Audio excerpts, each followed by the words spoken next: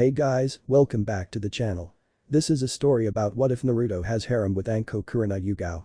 Before I start, please support for more amazing content and do consider subscribing to my channel and share this video with your friends. This is written by suicidalalchemist and link in description and support writer. Let's start the video.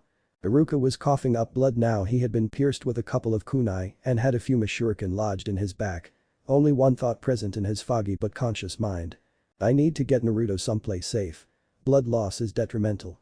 At this extent, I won't be able to stay awake for much longer. Naruto was shocked. He had just found out about his burden. The tenant that resided within him, a demon fox, a beast. Supposedly a monster inside him. Inside a mere human such as him. He now knew why people always hurt him, whether it was physical torment or mental, and why they whispered bad things about him and spat at him everywhere he went. The blonde knew the concept of self-pity and did feel like loathing, but from time to time. It seemed like that infrequent depression was beginning to change. His boisterous attitude and joviality were taking a dark turn all of a sudden, and that was when he wasn't even thinking about it. That did not happen to him ever.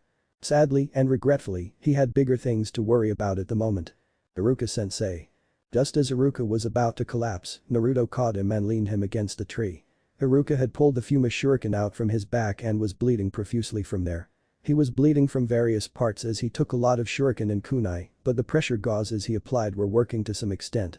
Thankfully, they didn't hit any major organ, but the blood loss was getting to him now. The few shuriken had hit one of the arteries in the lower back which if left untreated could force him to bleed out. He needed treatment fast. He was beginning to lose consciousness, but he was able to speak to the blonde before he did for the worst. Then Naruto, there's no way you can beat Mizuki. He coughed up some blood before he continued, go and take the scroll to Sandaime-sama and get help.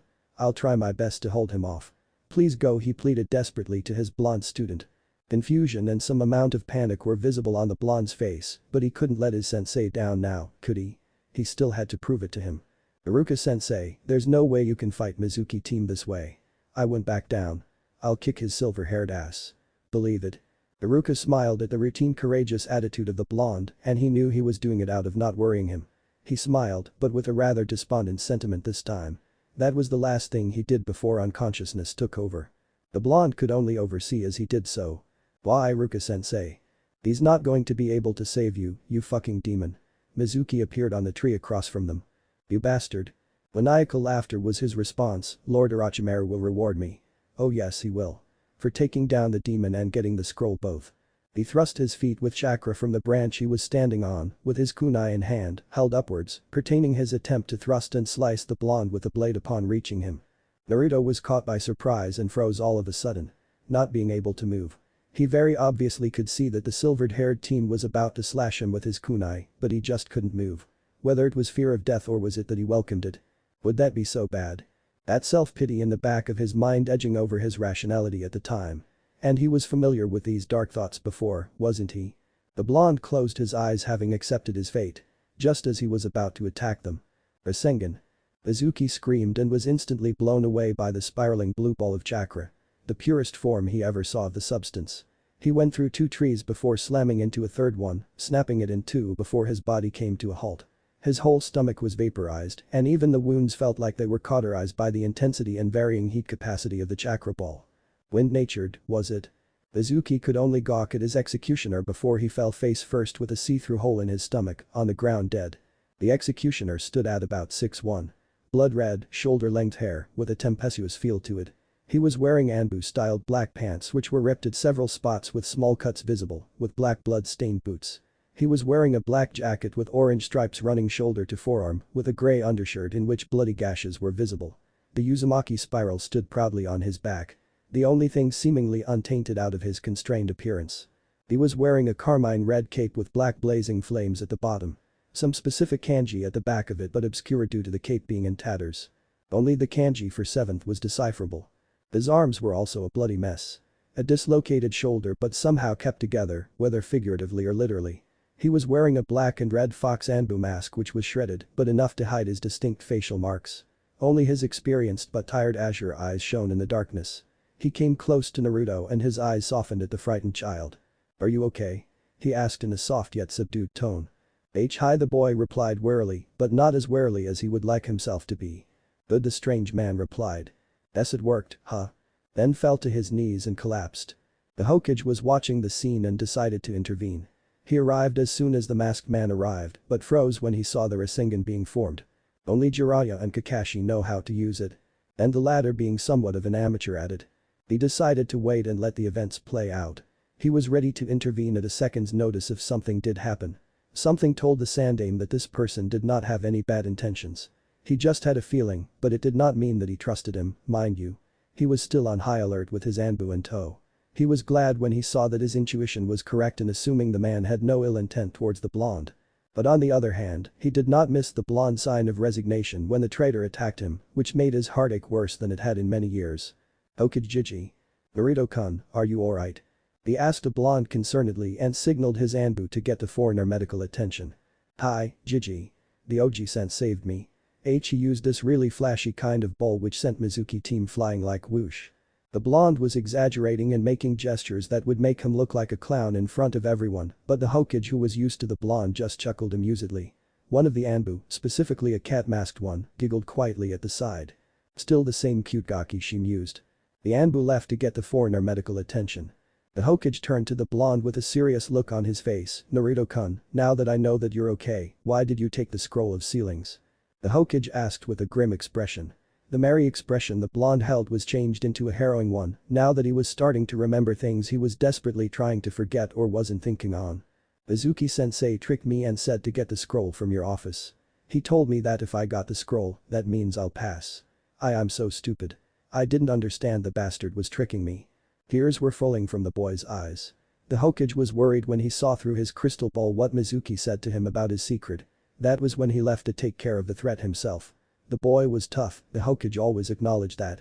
But when he saw the expression the boy held right now, the pain was quite visible, and all of a sudden, the old man felt years of guilt creeping up on his spine. He started contemplating in a very regretful state. Contemplating every decision he made regarding the boy and his past. Minato and Kushina would be ashamed of me. The boy is in so much pain right now and it's all my fault. I should have tried harder. I should have fought harder. He knew why the boy was in visible pain. It wasn't a thing such as trivial as being tricked by someone. That was a daily occurrence for the poor boy. He just found out the source of his pain, his suffering. The boy had many emotions bottled up inside of him. Most along the line of hatred and scorn for the bastard villagers. Why did they have to hate him for something which he could not control? There were elements of insecurity too. Was he really a demon then? Left for the villagers to direct their hatred on? The Hokage knelt and put his hand on the boy's head. Naruto-kun, I'm very sorry I kept this a secret from you, you know what I'm talking about, don't you? His response was a slow nod. But please, he paused as he looked into the boy's eyes and saw nothing but gloominess and sadness. It threw him off a little as his guilt and failure as a caretaker came back full force. He paused before he continued, note that it was for your very own protection. Don't ever think for a second that you are the demon. You are the jailer and he is the prisoner. Your parents wanted you to be treated as a hero, but things did not turn out the way they were supposed to. The way I had intended to. There are many things that I cannot say until you're old enough, but I'm truly sorry, Naruto-kun. Can you find it in your heart to forgive an old fool like me? The Hokage was desperate for forgiveness, but even he knew that some things are not easy to forget, especially with the amount of abuse the boy has suffered. He may not be conscious of his feelings right now, whether it be because of his age or naivety. But even a blind man could tell that the boy is bound to change some way after learning such truth about himself. The boy was quiet for a moment until he spoke, I don't know, Jiji. I need some time to get over it and think about it and become awesome again, you know. The boy smiled, but it was clearly forced. The Hokage saw through it and his heart shattered. Of course, Naruto-kun. Take as much time as you need. You can visit me when you're ready and then we can talk. The blonde gave a small nod at that, but his face was undecipherable at the moment, which worried the Hokage. They remained silent for a moment until Naruto broke it. What will happen to the Oji-san who saved me? He'll be okay, right? I cannot say anything about that, Naruto-kun. Naruto frowned but did not say anything. Both made their way to the hospital. Naruto went to Iruka, who was awake now and was awarded a forehead protector. But did not celebrate. Iruka was concerned for him, but Naruto waved him off saying it was nothing. The Hokage made his way over to the medical facility where the supposed stranger was being treated after the occurrence. A couple of Kunoichi and Irionin were giggling outside the room. Upon seeing the Hokage, they immediately straightened. The Hokage sighed and went inside. The man was lying on the bed with half his body covered by the bedspread and the other half visible with some noticeable scars and bandages. But there was a person who was tracing her hand on the man's arm. That person was none other than Nico, the cat-masked Anbu. The Hokage cleared his throat. Upon seeing the Hokage, she jumped and straightened. "Oh Hokage, Asama." She was blushing madly and sweating profusely, under her mask of course. The Hokage sweat dropped. "Why is it always the young ones who get lucky?" "At the medic, Nico-san." The Anbu bowed and left, embarrassed at being caught at such an obscene act. A few moments later, the medic arrived. "Hokage-sama." He bowed. "What's the condition of our friend here?" The medic sighed. "Not great, Hokage-sama. To be honest, it's kind of amazing he's alive." The medic pushed the rims of his glasses. "He has a punctured lung, nerve damage in one arm. Multiple concussions, a cracked shoulder and 2 cracked ribs." He took a rather large breath before he sighed with some amount of disbelief, "A ruptured spine disc at that. His whole body has multiple gashes, but his healing prowess is amazing. His chakra reserves are out of this world. He's drained right now. His condition speaks for itself. But he's probably higher than you in terms of chakra, Hokage-sama." That seemed to gain the attention of the Sandaime. That fact shouldn't be known to us, but due to the extent of his exhaustion, the chakra obstructing seals he had in place are not functioning right now, as his depleted reserves are visible. Credit should be given to the seal maker though. Fail-safes were in place, but they were formidably doable for us. Concluding, his wounds are almost covered along with the scars he already has. By the rate he's going at, he should be okay by morning, which is not normal, as you know. The Hokage was very curious now. He looks like he fought a whole battalion by himself. Plus, that red hair. Only one person in the whole village had that hair. And she was in Uzumaki. Those chakra reserves and that healing prowess, although at a much substantial rate. Chakra obstructing seals. Haven't seen those for a while now. The vitality. He's in Uzumaki, that much is confirmed. But his face, it reminds me so much of Minato. But also, of Keikishina. He had a gut feeling what could be the case, even if it seemed like something someone completely demented would say. The Hokage turned to his medic, "Perform a DNA test and compare it with the village database. It's for my eyes only. No one else. Not even you are allowed to see the results. Go do it. Now." The medic bowed and left. He pulsed his chakra and an Anbu arrived in front of him from his concealed designation in the room. "Your orders, Hokage-sama." "At Yamanaka and Oichi right now. I won't take no for answer. Tell him it's an emergency." The Anbu shunshined out of the room to carry his orders. As soon as the Anbu left, the foreigner started stirring up and opened his azure eyes to lock eyes with the Hokage. He smiled and said, "It's been a while, old man." The Hokage was both shocked and amused. Shocked because the color of those eyes was profoundly familiar. And amused at being called with such a brusque appellation. Only 2 people in the whole village called him that. "Do you know who I am?" he asked neutrally. "Hi." The Sandaime Hokage. Sarutobi Hiruzen, also known as the Kami no Shinobi. Student of the Nidaime Hokage. Led Konoha through the 2nd and 3rd Shinobi Wars. He stated rather calmly for someone who was a foreigner in a shinobi village. "Well, I'm flattered that you've heard of me. Mind telling me who you are? And what business do you have with Konoha? No need to get hostile against me, old man." He waved his hands above his head, feigning innocence. "You do know that I'm the Hokage, right?" He smiled rather mischievously. "I do, yes." The Hokage raised an eyebrow as he thought, yet he still called him old man. Either he was completely stupid or he was just insanely bold. "I'll tell you everything about myself and why I'm here. But before I do that, I want you to place a silencing seal over the room and take a seat because you're going to need it after I'm done with what I have to say." There goes that feeling of trust again. The Hokage complied and sat on the chair next to the bed. He applied the seal to the wall next to him, which allowed a series of Fuin characters to send from his hand to various parts of the room and glow briefly, deeming the room to be secure. "Okay, you have my utmost attention." The foreigner took a deep breath and said, "When you see my face. Who does it remind you of?" The Hokage remained silent. The foreigner allowed a small smile to show on his face. "I'm sure you're familiar with space-time ninjutsu. Your sensei, the 2nd Hokage Senju Tabarama, invented a technique called the Haration, which the 4th Hokage perfected and made as his signature jutsu. Let's just say there's a variant of said space-time ninjutsu which I made in collaboration with a certain someone." The Hokage was now processing everything that the foreigner told him.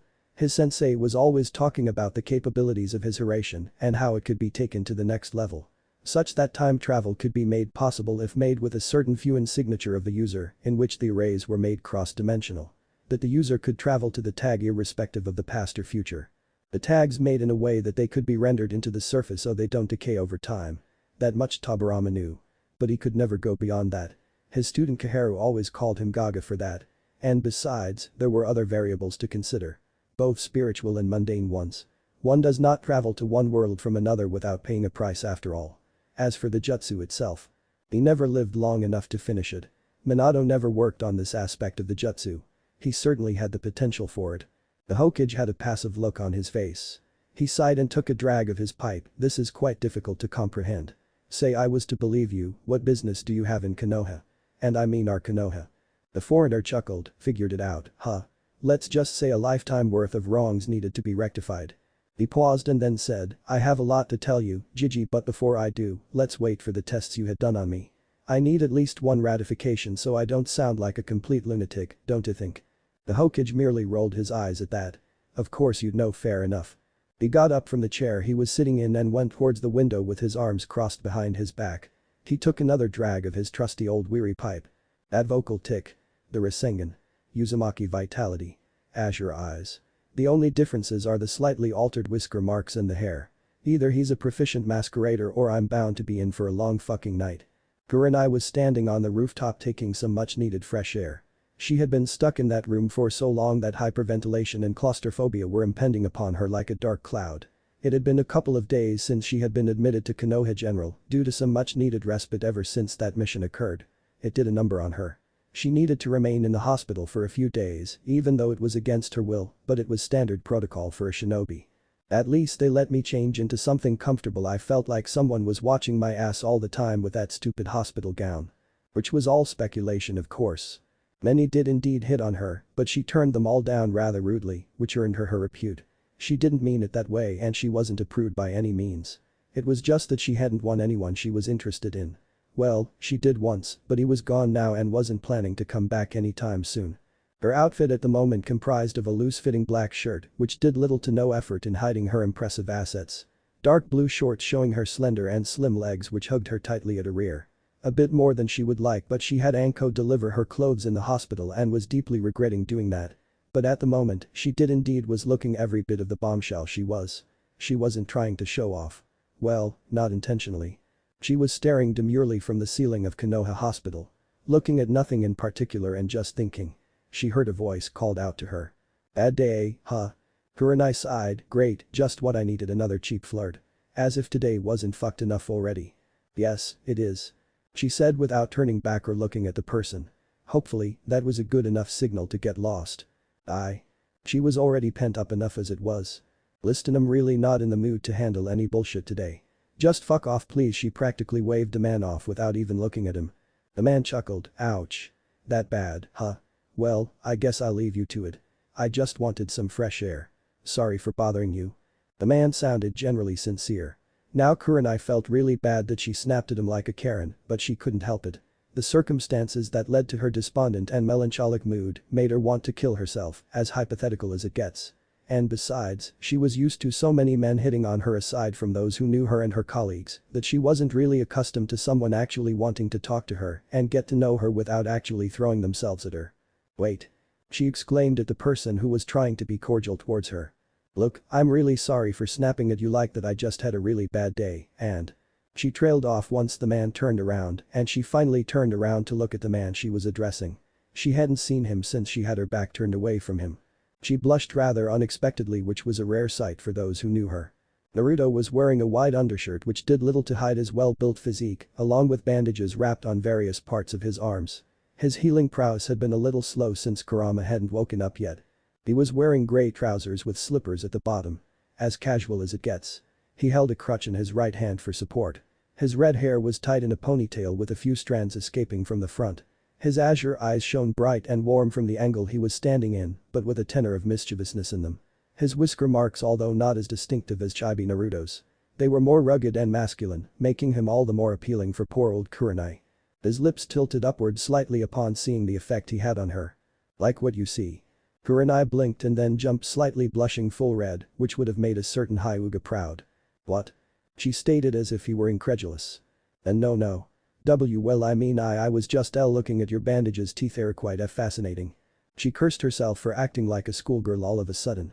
My bandages, huh? I didn't know they were considered such an oddity here in Konoha, he mused. And to her continual embarrassment, the man laughed. Quite full of yourself, aren't you? He wiped stray tears from his eyes and immediately stopped upon seeing her glare, but still let out an occasional snicker. I'm so sorry. It's just that I haven't felt this unperturbed in so long that I forgot how to laugh. I needed some type of consolation, mind you. And I apologize begrudgingly that an alluring woman such as yourself were the test subject. She blushed again, although on a lighter note. Flattering me won't get you anywhere, Shinobi-san. He smiled, not at all surprised that she knew he was a shinobi. Although the wound should have been a dead giveaway. You're right, well, let's start over. His smile was making her feel warmth she hadn't felt before. Not in an intimate sentiment but rather in an earnest tone. His chakra was also calm and soothing, but at the same time quite peculiar, she noticed. It was like she could sense the weird nature of it, but at the same time nothing at all. Ambiguous was the word she would use. She was a censor after all. But the Uzumaki in front of wasn't one with ordinary abilities. After all, being a master of the sage arts has its perks. My name is Uzumaki Ashina. Pleased to meet you. And Uzumaki. That would explain the red hair, probably the first to step into Konoha next to Uzumaki-kun after Kushina-san, she inferred. My name is Yuhi Kurenai. Pleased to meet you too, Ashina-san. He nodded with a kind smile. He walked or rather limped his way towards her, which made her lean forward to help him, but he raised a hand, signaling that it was fine. He cursed, wake up, you big bowl of pubes. He leaned on the balcony next to her, are you a sensei? She raised an eyebrow, soon to be one, what gave me away? I don't know, you just have that sense of professionalism around you, even though how particularly rude you were to me just now. He said the last bit whilst rolling his eyes at her deliberately, which made her squint her eyes and smile with embarrassment. Sorry about that, she said whilst clenching her teeth, nervously keeping her smile before she continued apologetically, I have a lot on my mind right now. Iridid nodded understandingly. She continued, I'm going to be taking on a team this year for the first time. Any particular reason for that? I don't know, there is one reason, but I don't know you well enough to tell you about that. She shrugged with a teasing smile before she continued after a moment of thought, I think it's because I wanted more experience. You've probably heard of Kakashi and Guy, right?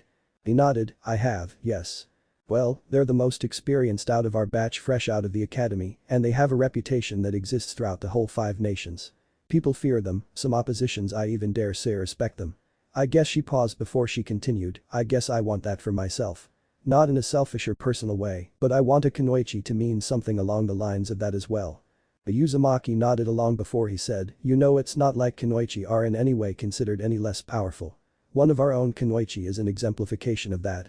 She smiled, already knowing who he was going to say, Tsunade-sama. Yes. Technically true. But she was one of the legendary Sannin. There isn't even one of us who's come close to her, so there's a huge margin between Tsunade-sama and us.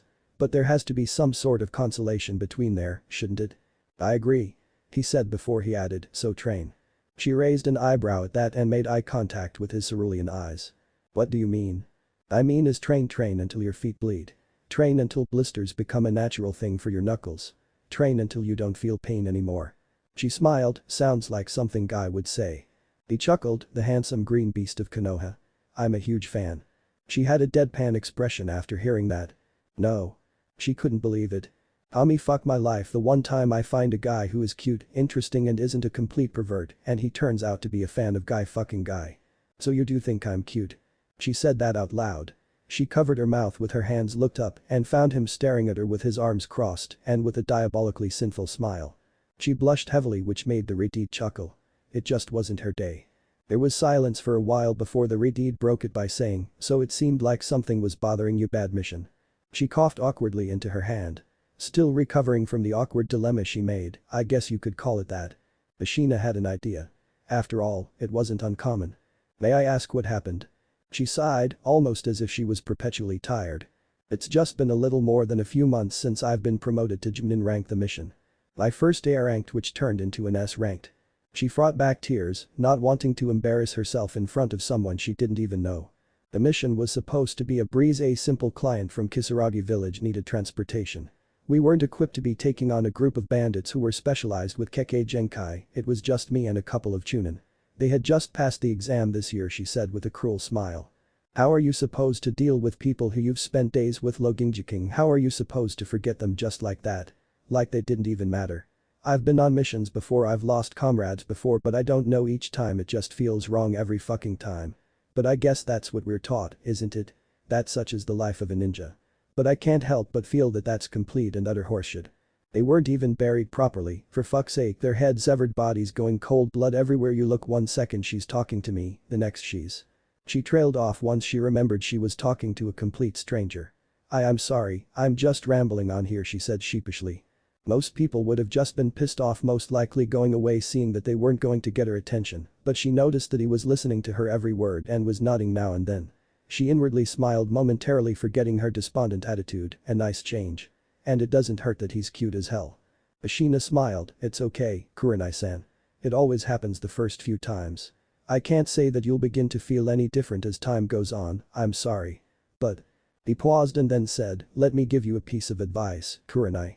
You learn to live with it and you learn to bear with it.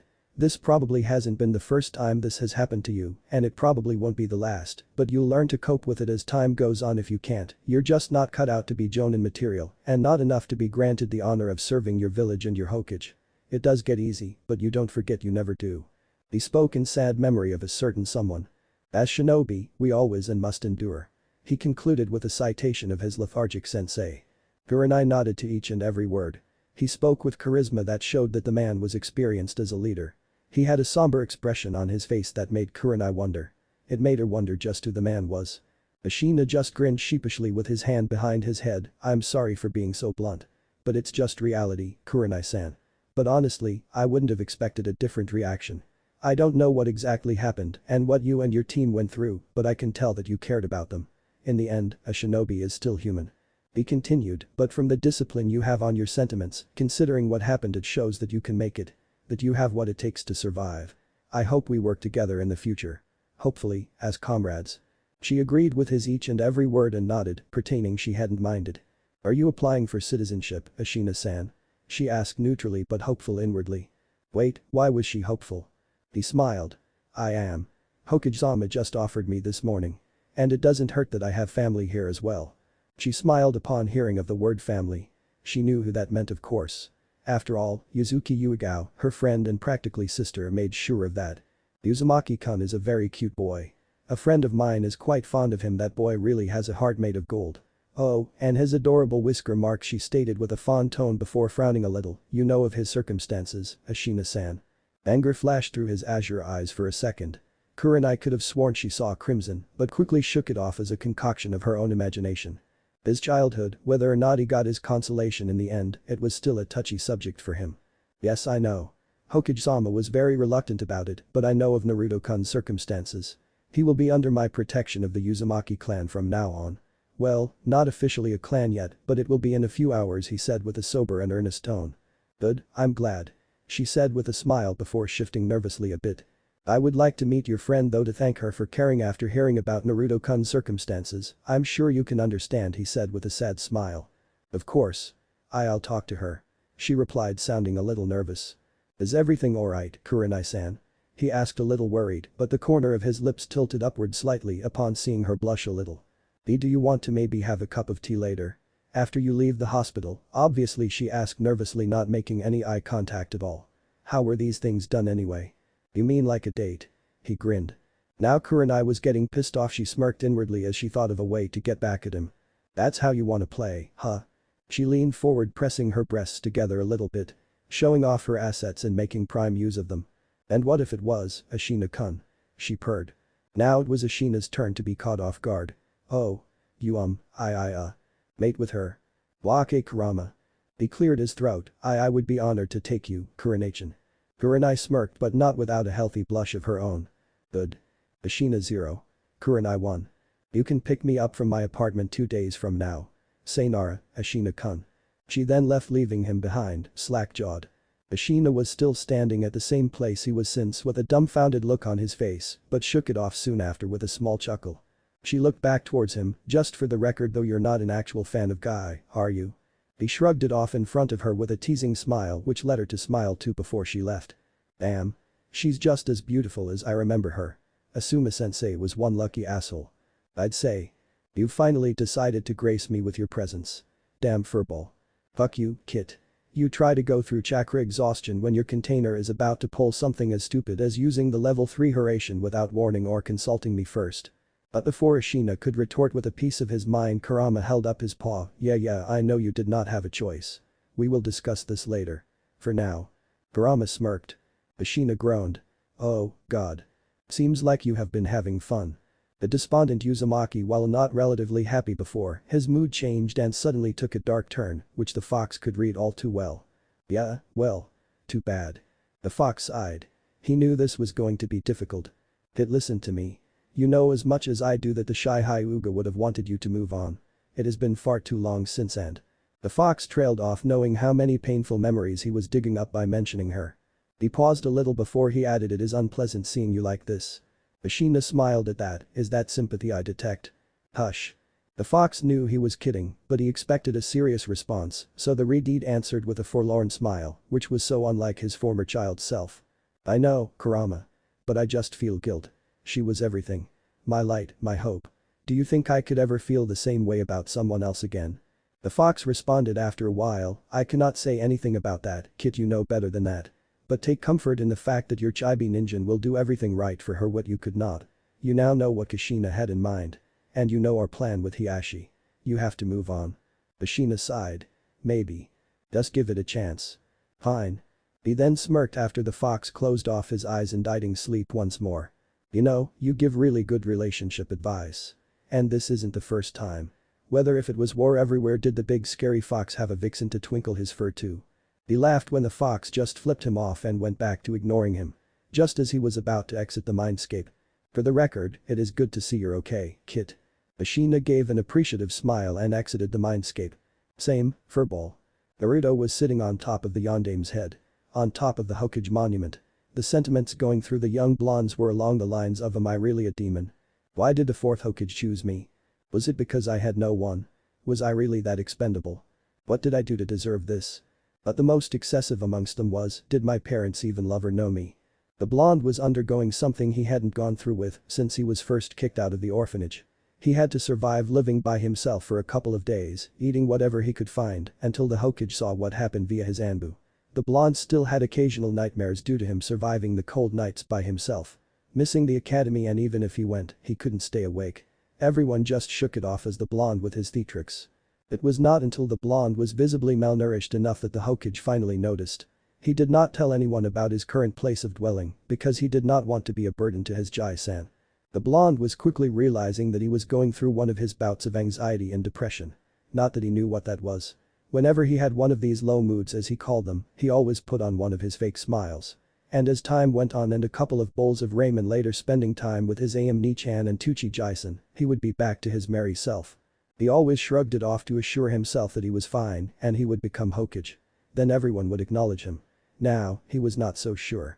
His bout of depression did not seem as easily segregated as it normally did. And being honest, the blonde did not want it to this time.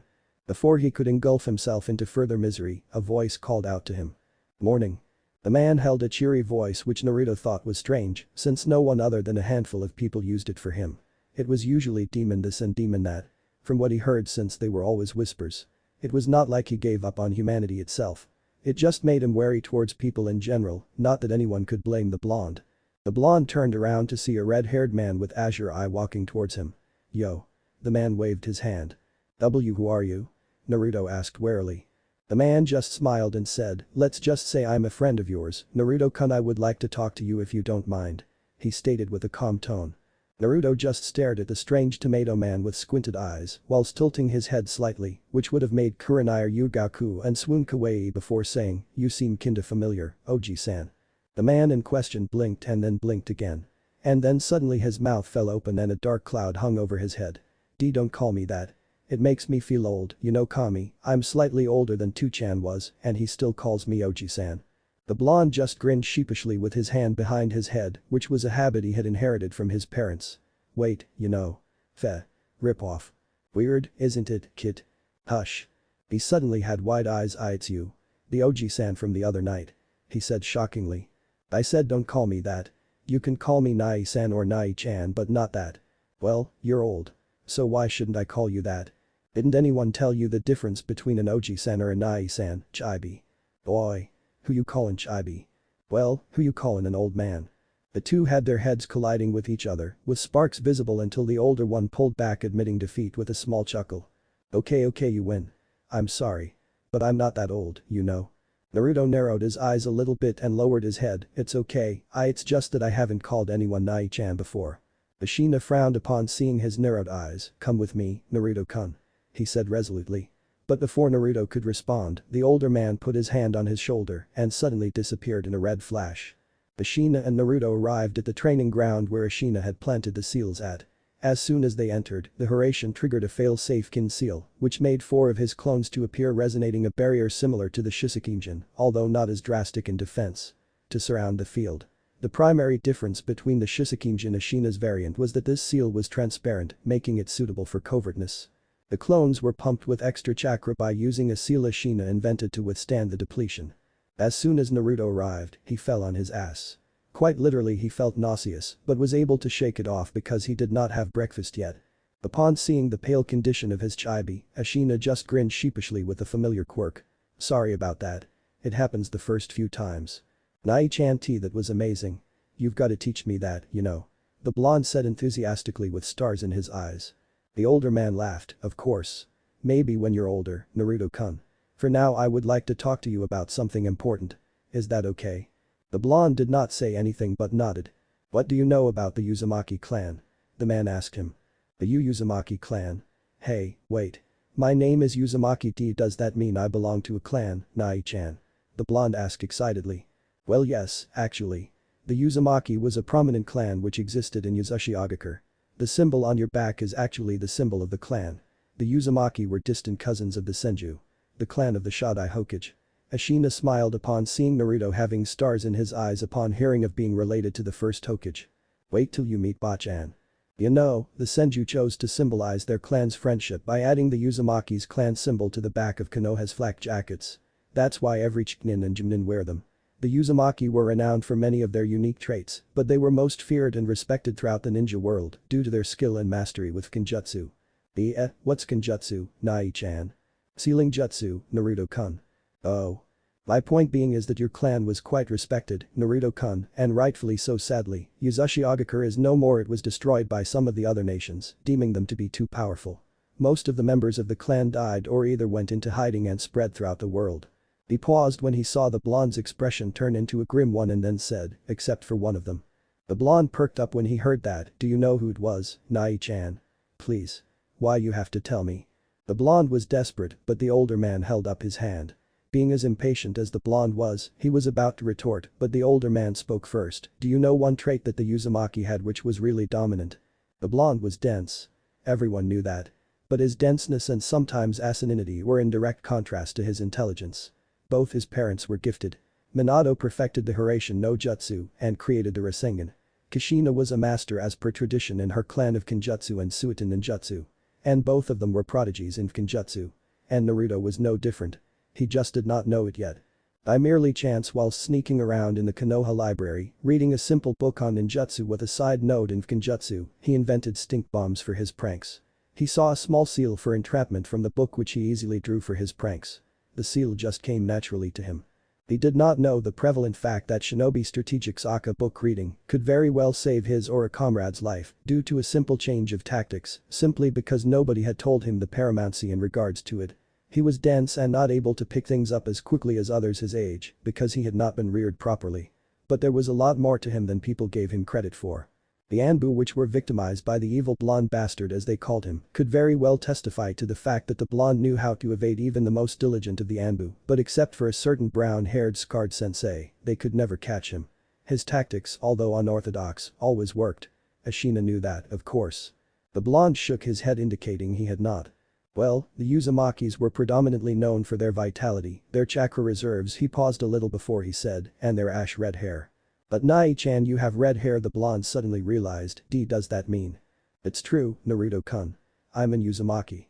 What?" The older man remained silent, allowing Naruto to fathom and deal with the influx of emotions he had going on. The blonde in all conscience did not know what to think. Ever since he grew up, he had been told by his Jiji that he had no family and that his parents had been killed the day the Kyuubi attacked Konoha. If his parents were not present, that did not mean that other members of his now just recently discovered awesome clan did not exist. To be honest, this was all the blonde ever wanted. To have someone to call his family. Family, the word sounded so foreign to him. "So the old man told me all about your unique circumstances." The man was not able to finish as he suddenly found himself being glumped by his blonde counterpart who suddenly started sobbing.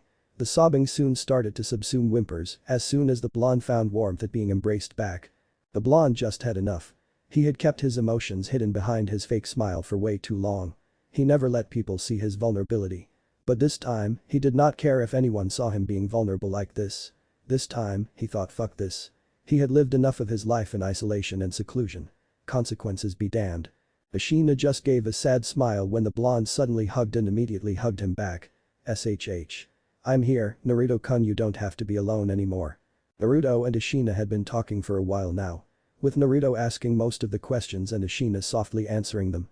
So, Ashina Nai-chan, you'll stay in Konoha now? The blonde asked hopefully.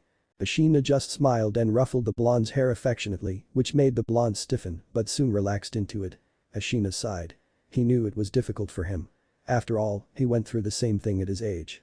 So he could probably guess what was going on in that dense brain of his. This was gonna take some getting used to. I am, Naruto-kun. I just got done dealing with the council and the old man. The paperwork's done. You're looking at the official clan head of the Uzumaki clan. Ashina said with a nervous smile with his hand behind his head. Really?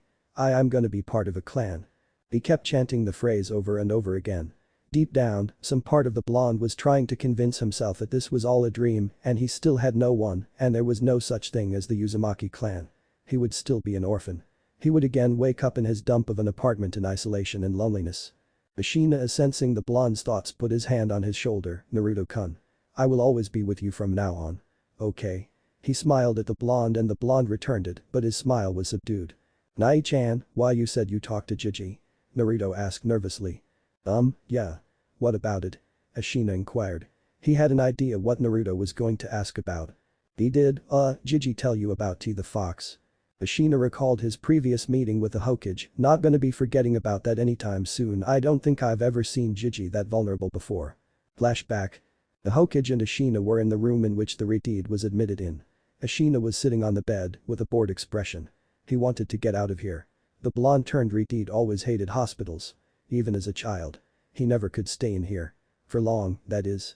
At least this place hasn't changed. These white walls still give me the creeps. Keep focus, Kit. We still have to convince the old geezer about everything. Yeah, but I have a feeling the old man already believes us by the look on his face. The Hokage sat in the chair next to Ashina's bed with a paper pertaining to Ashina's test results with a dumbfounded look. He really is who he says he is. At first, the Hokage was skeptical, but not without his own curiosity. Of course, who would believe such lunacy? But when he saw the test results, it pretty much solidified his deductions. Up to the point that his eyes were the size of saucers. He really is Naruto-kun, but he looks so much more like Minato now with small features of Kushina. But Naruto-kun is blonde like his father, so what's with the red hair? The Hokage was staring at Ashina with his dumbfounded look ever since an Iryonin arrived with the test results pertaining to his lineal information. Ashina was getting annoyed now. What? It really is you, Naruto-kun. The Hokage was able to get out. Yeah. I kinda told you that. Looking at Naruto now, he found that it was kind of hard to pertain differences between him and Minato, except for the hair and the whisker marks. He had the same masculine features with a hint of femininity in them. Azure eyes. Yep. Exactly like Minato. Although his eyes showed a glint of mischief. His body language. Some of his facial features were not reminiscent of Minato. Definitely Kushina. Chibi Naruto was more like Kushina in every way, as far as his facial features were concerned. But he looked a lot more like Minato now. Everyone could tell the unmistakable consonant now that Naruto was indeed the son of the Kairoi Senki. Well, except for that red hair of course. Probably deliberate on his part. The Hokage mused. The Hokage cleared his throat. Ahem. Well, sorry about that. Of course, you could understand my stupefaction. The Hokage gestured with hands feigning sarcasm. Of course. Of course, who knew the old man could be sarcastic? Well, I wish I could say I was glad to see you, Naruto-kun, but something tells me that you wouldn't be here if everything was amicable. The Hokage said with a somber tone. The Redeed casual and uncaring expression immediately took on a darkened one. Konoha is no more. Burned to the ground. The Hokage immediately felt as though his heart had suddenly become hollow. He simply could not imagine a world where Konoha did not reside. He suddenly realized that the person standing in front of him was none other than the Naruto Uzumaki, the very same boy who was shunned by the villagers for something which they could not and did not want to comprehend. Now the Sandaime had years of experience. Both in wars and negotiations. You could call him the Kami no Shinobi for many things. But over the past few years, ever since he retook the mantle of being Hokage, the old war-ridden Hokage had become slightly neglectful. He did not have the same charisma as he once did. He even let himself become overwhelmed by the council at times by his advisors, the decision most conspicuously being the Uchiha massacre. Now, the Uchihas deserved what they got to them. There was no denying that.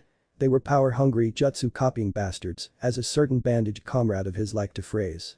But doing this had done a condemnable thing to one of the only good, honorable and righteous Uchihas left who took the censure as having the burden of being both a shinobi of Konoha and dolorously as a member of his clan. The Hokage still felt guilty and lost many nights of slumber because of that. There could have been another way. There was also the Hyuga affair. Accepting Kumagakur's demands as a last resort. Especially after what they tried to do. I shouldn't have accepted it. He also felt ample amounts of guilt in regards to a certain whiskered blonde. He also knew of the blonde's secret which made him all the more aggregated with guilt. I should have fought for him. I should have simply put Hiruzen as in accordance with himself and his consciousness, was simply too old and for the most part, exhausted perpetually from his position. He was just not the same anymore. But the aura and semblance that the redeed had flaunted confidence and charisma which was so unlike his chibi version. This Naruto displayed the same nuance as his parents. The same charisma, charm and magnetism. The inborn and in-depth natal preeminence which was not in a hubristic sense, more like in regards to plenary guidance. The expression the Hokage held was a grave and remorseful one. He felt proud of Naruto for making it this far, but not without traces of his own guilt seeping in. For not being there for the blonde. And for the sake of his beloved village. Somehow he felt responsible, like he could not do anything to prevent such a monstrosity. But he quickly shook it off as his stupefaction taking hold of him and because there were more important concerns to look into. A few minutes went by as Ashina sat waiting for the Hokage to comprehend what he said. He knew that the old man needed a few moments. The Hokage did not know what to think. His love for Konoha which was implanted by his sensei Tobirama and Hashirama was overwhelming and it felt like a fresh Kaiten jutsu to the chest to hear that his beloved village was no more. That the will of fire itself and everything it stood for was no more. It had perished. Hiruzen shuddered at the thought. This is grave news, Naruto-kun. The Hokage said with a somber tone. You don't say. The Hokage sighed, as much as I would love for you to ensue sarcasm in our conversation, we have many more important things that require diligence, don't you think? Of course. Ashina replied, immediately straightened. I take it you were the Hokage? The Hokage asked. Yes. The Nanadame. Oh? Who was the Rakudame? The Hokage asked with a hint of vehemence. Kakashi. Ashina said with a smile. I see. To be honest, the Hokage was not all that surprised about that particular fact. He always thought about who would be his successor, and Kakashi always seemed like the logical decision, other than that lazy-ass Nara who would be the best suited, but the Hokage knew that he would not submit to this role willingly, and he was simply too lazy for it. The Hokage paused for a while and looked at Ashina with a contemplative expression. He already knew that everyone from Ashina's generation had been bereft of life, if Ashina's expression was anything to apprehend. So he did not find the need to question his role nor his generation's. Who was behind it and what became of the other villages? The Hokage asked with a hint of finality. Uchiha Madara and Uchiha Obito. Ashina said with a tone full of spite and contempt. The room suddenly felt cold to the Hokage. He had heard of the traitorous Uchiha from his sensei. The legendary leader of the clan. One of the founders of the Konoha village itself. The only formidable opponent to go head-on-head with the aboriginal Kami no Shinobi Senju Hashirama. How is he still alive? It's not possible. As for the second Uchiha Obito. He was one of Minato's students. Didn't he die in the war saving his teammates? The Hokage then turned to Ashina. He would inquire later. And as for the other villages, I'm kind of worried that I might jinx the timeline. I've already revealed information that I shouldn't have, at least in regards to events that might actually change something significant. I'm either in a parallel universe or in a paradoxical loop. I'll have to consult Kurama about this. The jutsu should have negated the paradox. It shouldn't affect the future if I do things without relevance to the past in case of a parallel. But if it's a paradox, it's safe to say I'm probably fucked. Cause if that's the case, then even my mere presence can affect the timeline. Fuck you, Madara. At least Jiji doesn't know about this, and for the time being, I shouldn't tell him either. At least not before I talk to Kurama. I didn't account for that as I was about to get captured. And without really testing the jutsu and accounting for all the correspondence relevant to time travel, I shouldn't say anything. At least in regards to major events. Which would drastically affect anything. So wait for a while, and I'll give you the information if the circumstances don't change in regards to the timeline. The Hokage considered it and said, fair enough. Your sensei wasn't really forthcoming with the information that much either. Ashina said with a small scorn which was reminiscent of Kushina. The Hokage felt his guilt creeping up on him again and figured he could not keep it in anymore. But I suppose it wasn't really relevant at that time with the war going on. Ashina trailed off once he saw the look on Hirizin's face. "What's wrong, old man?" Ashina inquired. Hiruzen suddenly bowed his head in shame, not able to look Ashina in the eyes. "Naruto-kun, I'm sorry for not being there for you, for not fighting harder for you, for not taking you in, for not taking care of you, for not training you. I never knew that it was this bad, and even that is an understatement, even though you never complained once. I'm sorry." Ashina remained quiet and the look on his face was a blank one. The Hokage continued, "There is also the matter of your inheritance. I still haven't told your younger counterpart about it, thinking that it was for the best. But when I heard from the Anbu that you tried to take your own life because of the way the villagers treated you, ostracized you, I thought that the law I implemented would help, but it was the exact opposite. Your parents would be ashamed of me. There's also the matter of the Kyuubi. Your counterpart just found out about it. How am I supposed to look him in the eyes now? Knowing that I lied to him, he's probably heartbroken right now and it's all my fault." The Hokage trailed off after having said what he wanted to say. Ashina still had a blank look on his, but it changed into one of understanding. He put his hand on Hirizin's shoulder and said, "Gigi, trust me when I say that, I forgave you and everyone else a long time ago. All of you had a long time to repent for the decisions you made regarding me," Ashina said, knowing that he still had the time travel paradox to keep in mind, and the Hokage understood. "However, I'm not the one you should be asking forgiveness from. I already dealt with my demons a long time ago. It's for my Chibi to decide whether he forgives you or not. I will tell him everything about Tu-chan and Ka-chan, but in due time. Your forgiveness lies with him. Same goes for Iro-sensei and Ba-chan." "Fair enough." The Hokage felt a small amount of relief and gave a small smile inwardly. He knew what he had to do. He owned it to both Minato, Kushina and of course their child too, at least to ask Naruto himself for his forgiveness. The Hokage chuckled when he heard the moniker. He knew who it meant, of course. "Fair enough. And Ba-chan?" "Tsunade. She and I grew close together. You know she's part Uzumaki, so she's family." "I see. Well, I'll send for a message for Jiraiya. Do you want to let him know about yourself?" The Hokage asked and smiled when he heard about his student. Ashina pondered for a moment and considered, maybe. Maybe not. "As I said, there's still the time travel." The Hokage interrupted. "Yes." They both remained quiet for a moment before Ashina broke it. "Old man, I have some demands." Hiruzen nodded for the redeed to continue. "First of all, delay the team placements. At least for about 2 months. And let me stay in the Uzumaki compound. I'll establish the clan here." The Hokage was about to voice his concerns, but Ashina beat him to it. "I'll handle the council. I know about them. They'll probably voice some type of conciliation. But I'll take care of it," Ashina stated. "I see. Why do you need 2 months?" The Hokage asked, slightly confused at his demands. "To train Chibi in just about everything. He'll be living with me, of course. You are already aware of the fact that he knows the Kage Bunshin, and you know just how commodious and versatile it is for us Uzumaki. Get him started on Kenjutsu and maybe on Kenjutsu. He's gotta stay true to his roots," Ashina responded. "Also, Chibi's going to be with me. I'll take on a team. But instead of 3, I'll take only 2 genin. Certain exceptions have been made in accordance with team placements. So that can be arranged. Who do you have in mind?" Ashina smiled, but it was slightly perturbed, "Probably the only person who truly ever understood me. Hyuga Hinata." "Oh? Why her in particular?" asked the Hokage, slightly confused. "She was my fiancé." The Hokage heard Ashina say her name and saw the pain flash through his eyes when he spoke it. Hiruzen knew that pain all too well. He had been through 2 wars. Lost comrades. Lost his friends, his sensei. But this pain was different from all the others. It was the pain when the person whom you gave your heart to, who was everything to you, was dead. "She passed away, didn't she?" The Hokage could not help but ask. "Yes. She gave her life for me. I just wish I could have done something different. You're going over the scenario 1,000 times and drowning yourself in guilt. Nothing good's ever going to come out of that, Naruto-kun. Trust me on this." The Hokage interrupted, knowing that familiar darkness which he himself still felt up to this day. "You know I tried to take my own life. Not once but twice when I was just a stupid kid. People never found out because the fox always healed me. It's a miracle the seal remained intact. I'm not trying to make you guilty, Gigi, but it's the truth. It happened in my timeline and it happened in this one. Looking back now, I can see the despair that my eyes held, but you know what changed all that? It was after the genin exams in my timeline. I attempted it once again and jumped from the Hokage monument. Little did I know, Hinata was watching everything and jumped after me and caught me. When I asked her why, she said, because you're everything to me. I was so dense back then. I never knew how much she loved me until much later on when we became friends after the incident.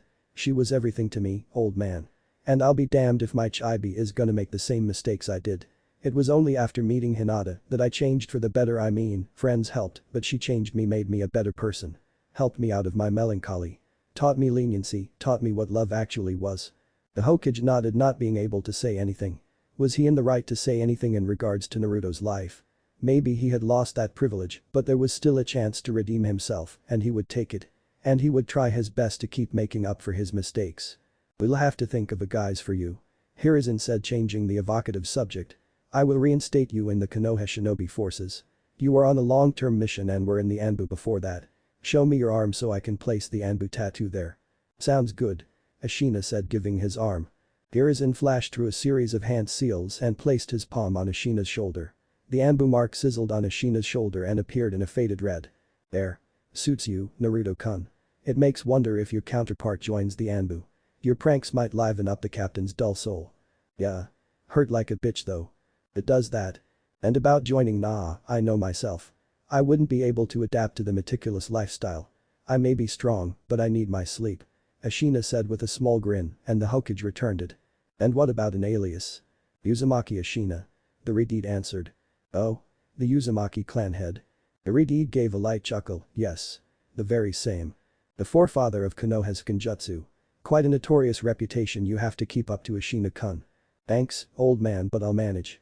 Ashina replied without revealing too much. He did not want to divulge any of his abilities unless he absolutely had to. Not even to the Hokage himself. Deception is the essence of being a shinobi, is what Kakashi-sensei used to say. One of the minute things the lazy ass taught me when I was just a genin cliché, of course. Ashina knew that, but efficient also. If that's all, old man, you should call for the council meeting now. I figure if I can get done with it now, rather than later, I could visit Chibi after this. The council was not going to make this easy. The Hokage sighed and called for his Anbu. He then rubbed his temples. Why do I feel like I have a migraine coming? I'm really getting too old for this shit. Hinata bent down for the umpteenth time that day and coughed as she felt her chest swell as pain aggravated inside it. Again. She stood trying to ignore the aching pain in her left hamstring, which was swelling due to a Jiken strike, and again took her gentle fist form. 50 out of 361 of her Tenketsu had been closed off by her younger sister Hanabi. Her sister moved forward to strike Hinata with a palm strike. Hinata tried to block it, but due to the searing pain in her ribsage, could not do it fast enough and almost took the full brunt of the blow. Hiashi was watching all of this with a fierce demeanor. He then decided that he had seen enough. He held up his hand and signaled for them to stop. Enough. Both of you, go get yourselves cleaned up. Hanabi, it is almost time for your instructor to arrive. Hinata, meet me in the study with Kurenai-san.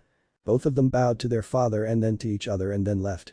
Yuuhi Kurenai was watching all of this with a grief-stricken look which was verily discordant on her beautiful face. She and Hinata had grown very close to each other ever since she'd been appointed by the Hokage and Hiashi for looking after her to a certain degree. She had started viewing Hinata as her younger sister. Who wouldn't consider her as one? She was so benevolent and caring but mostly reserved, almost like a gentle wallflower. Always kind and compassionate to people who were the exact verbal antagonists to her. Just like her arrogant asshole of a cousin. Kurenai inferred. It really pissed her off, even more than perversion, was that members of the clan reacted towards Hinata this way, saying things like, she's weak and unworthy of the clan. Kurenai knew that Hinata had the potential to become of the best Jiken users in the clan. She had seen the way Hinata had practiced her katas and sparred with her a couple of times. Kurenai knew that she could become exceptional at the art if her confidence could be resolved. She had excellent chakra control. Only one factor handicapped her, and it was her chakra reserves which could be developed if worked on. How Hiashi never saw all this was beyond Kurenai. Kurenai sighed remorsefully when she recalled a conversation she had with Hinata. It was not that Hinata did not want to win. She simply did not want to hurt her little sister. It started out as simply defending herself and not retaliating her sister's strikes, which as time passed, turned into throwing her matches away, simply for the sake of not hurting Hanabi. Her father grew more and colder towards Hinata as he saw Hanabi winning over her elder sister. Which started to demoralize Hinata's confidence and self-respect. Kurenai had not noticed that Hyuga KM's presence. He then called out to her, Kurenai-san, your presence is requested with Hiashi-sama. Thank you. I'll be there shortly. Kurenai replied with a small nod of her head. KM bowed and then left. Kurenai made her way to Hiashi's study. The design of the study was extravagant but not overly lush. It was a moderate-sized dojo. Behind Hiashi's desk was an assortment of various katanas which were probably exorbitant. It was a balance of nobility with luxury. which was reflected upon the Hyuga themselves. As they were known as the most powerful clan in Konoha with their all-seeing eyes. Kurenai thought that was a bit excessive on their part. Hiashi was sitting behind his small desk in the traditional manner, in front of him were various papers relevant to clan business. Hinata was sitting on the left of Hiashi, in the same dignified manner as her father, but something was different. Looking closely at Hinata's expression, it was patent to Kurenai that Hinata was heartbroken about something, the way her lavender-tinted eyes held unshed tears and had a tight grip on her kimono. Kurenai gave a small smile to Hinata and discreetly mouthed the words, "It's going to be okay," that seemed to work slightly as Hinata gave a small smile back but still held a grim expression. Kurenai frowned inwardly but knew she was going to find out soon enough, so made her way in front of the desk and gave a small bow, "Hiashi-sama." "Greetings, Kurenai-san." "Please sit." Hiashi replied cordially. Kurenai nodded and sat down in front of Hiashi's desk. "How are your injuries?" Hiashi inquired in a neutral but cold tone. "I'm feeling quite better, Hiashi-sama. Thank you for asking." Kurenai smiled inwardly, thinking of a certain repeated Uzumaki, but remained neutral in front of the clan head. "I'll get straight to the point, Kurenai-san. The spar that was conducted was to determine the heiress position of the clan. It has been decided that Hinata is to be disinherited from the heiress position and the position is to be given to Hanabi." Kurenai was shocked at what was disclosed. She understood now why Hinata had such a forlorn expression. Being honest, Kurenai felt pity for the indigo-haired girl ostracized by her clan, rejected by her own father in favor of her little sister. "She must be so heartbroken right now. You're such a bastard, Hiashi. You and your clan are blind for not seeing Hinata for who she truly is," as she cursed inwardly. "I see," she said with a cold tone, barely keeping a hold on her sentiments. If Hiashi was affected by Kurenai's cold demeanor, he did not show it. "I'm officially assigning Hinata under your wardship. As of now, she is officially disinherited from the clan heiress position. She is to be under your care, but she will remain in the Hyuga compound. She will train here. But she will primarily be under your care from now on, as she is unworthy of the Hyuga." Kurenai did not say anything, so Hiashi dismissed both her and Hinata. They made their way in the garden of the compound. As soon as they were alone and away from prying eyes, Hinata suddenly pounced at Kurenai, wrapping her arms around her and started crying. Kurenai could not help but shed tears of her own. She just embraced her back and whispered and cooed soothing words to the girl, telling her that everything will be alright. Naruto had a nervous look on his face as he sat anticipating his newfound Nai-chan's answer to his polemical question. "Yeah, I know of it. So what?" Naruto heard that, then blinked once, then twice. "Was it?" He scratched his head, thinking he had not heard the repeat correctly. Ashina just laughed when he saw the confused look on the blonde's face, which turned into a glare upon seeing the older man chuckling. Naruto was about to beat him down when, "Sorry, I'm sorry." Ashina's expression turned serious but still smiled warmly at his chibi. "Naruto-kun, I told you that our clan was adept in Fukinjutsu, right?" The blonde nodded, so Ashina continued, "Well, there is a seal called the Haki no Fukin Shiki. It was developed by our clan. Normally, a Shishmfukin is used to, say, seal a large enemy or an evil spirit into a target, such as an object or a human body." He grinned when he saw the blonde pale at the mention of evil spirits. If the Shishmfukin is not strong enough to hold the desired entity, a stronger variant of the seal is used, which is called the Haki no Fukin Shiki. With me so far? The blonde looked a little confused, not used to that type of lexicons, but understood what Ashina said about the seal. "So there are two versions of the seal, you said?" Ashina nodded, happy that Naruto was discerning it. He continued, "Correct. The Haki no Fukin Shiki is actually one integral with two seals overlapped with each other of the same render. This allows the enemy spirit's chakra to merge with whoever they're sealed into." The blonde nodded along and asked whatever he misunderstood or needed clarification. Ashina then continued, "Raise your shirt, Naruto-kun, and focus some of your chakra on your stomach." The blonde nodded nervously. "It's nothing to be scared of, Naruto-kun. Trust me, I won't let anything happen. Trust your Nai-chan, okay?" The blonde nodded, feeling slightly better, and raised his shirt, showing his slightly tanned stomach. He took a deep breath and focused his chakra to the sanctioned area. A seal appeared in the shape of a spiral with a peculiar pattern surrounding it. "Ah. Calm down, Naruto-kun." The blonde instantly calmed down, but still slightly scared of the seal. He was putting on a stout face, but deep down he felt unnerved about the fact that he was a demon. "Now you understand what I was trying to explain to you, Naruto-kun?" "I think so. The fox inside of you is real. There's no denying that. And nothing will change that. But that doesn't have to necessarily be a bad thing, you know. You are a Jinchuriki, Naruto-kun. Fukinjutsu is easy enough to get the simple fact that the fox is sealed inside of you, but it's a separate entity and you another. You are not a demon and you never will be. No person saying otherwise will change that. Simply put, the fox is the jailed and you are the jailer. I take offense to that. Ashina sweat-dropped, sorry about that, furball. Boy. Naruto was processing what Ashina said in the meantime and then pondered, what did you mean when you said it doesn't have to be a bad thing, and what's a Jinchuriki, Nai-chan? Oh, sorry. I didn't tell you about that. Jinchuriki are humans that have a bijk sealed within them. There are 9 total bijk in existence. They are differentiated by the number of tails they have. The fox is one of them, which is the Kyuubi no Kitsune. The strongest out of all of them. Ashina explained. I'm flattered, Kit. Ashina laughed, don't get used to it, furball. The blonde nodded. Ashina put his hand on the blonde's shoulder, listen carefully, Naruto-kun. Each Jinchuriki had its own purpose in its village.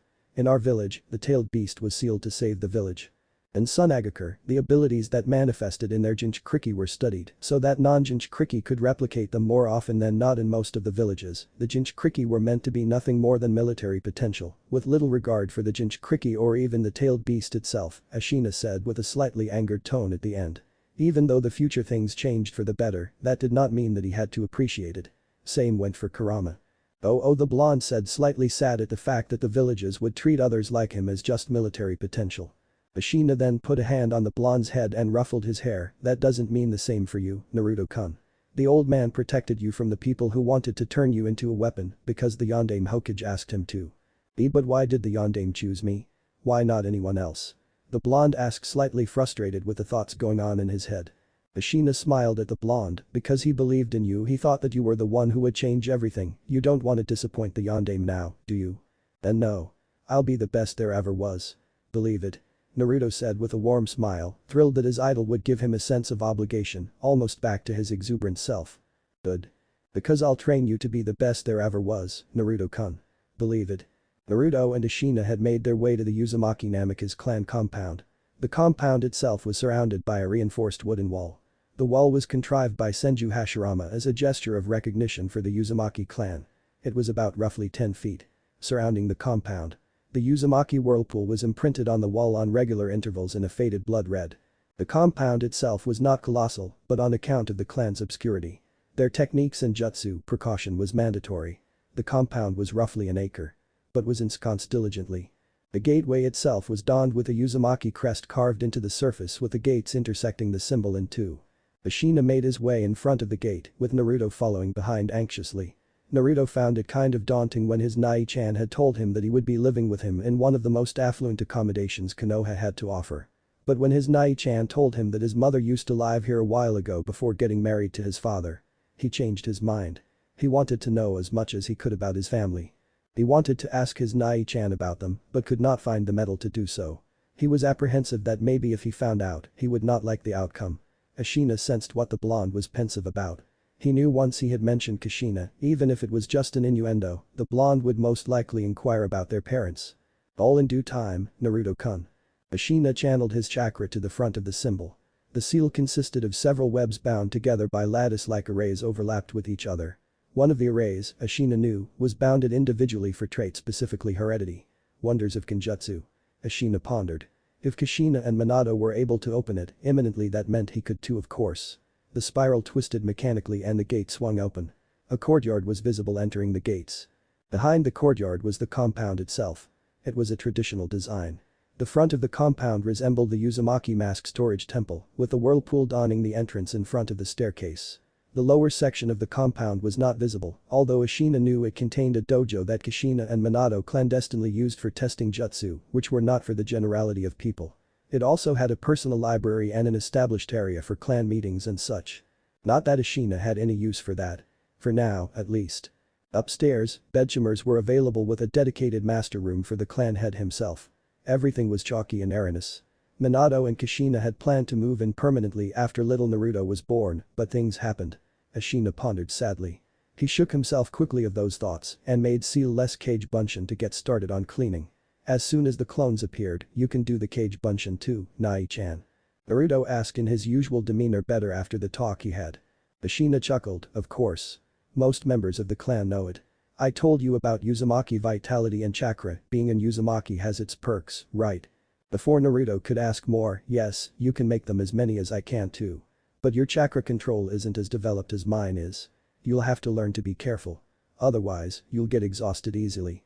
You already have much bigger reserves than the rest of your class, but it's all for nothing if you can only do the cage bunshin and can't utilize all of it. Ashina said before he saw the sad pout on the blonde's face. He flicked his forehead. Ow. Ashina chuckled when he saw the blonde glaring at him. Cheer up, that's what I'm here for, aren't I? Have you ever wondered why you couldn't do the regular bunshin? Well, everyone else in the class excelled at it. You don't have to make me feel bad, Nai-chan. I already know I suck at it. Mumbled Naruto with a frown. Let me finish, Naruto-kun. The reason is because of your massive chakra reserves. It's because they're so gigantic, you have horrible chakra control. Plus you have the fox's chakra. That itself is a behemoth. Fixing that is going to be the first step in our training. We're gonna start training. Yes, we are. Let's go down to the dojo. I also want to talk to you about something important. The dojo was not an extensive one. It had an assortment of training materials. Shuriken, kunai, a selection of practice katanas, practice dummies. Naruto was amazed and bewildered at the same time. He never knew that the Uzumaki clan existed in Konoha. He never realized that the symbol that his Jai-san told him to wear always, whether his PJs, his shirts, his jumpsuit, was in all actuality the symbol of the clan. His clan. The totally awesome and kick-ass Sealing Jutsu clan. Speaking of his Jai-san. Why didn't Jiji ever say anything? Ashina was watching Naruto with a keen eye. He knew now was the perfect occasion for the fox to instigate him.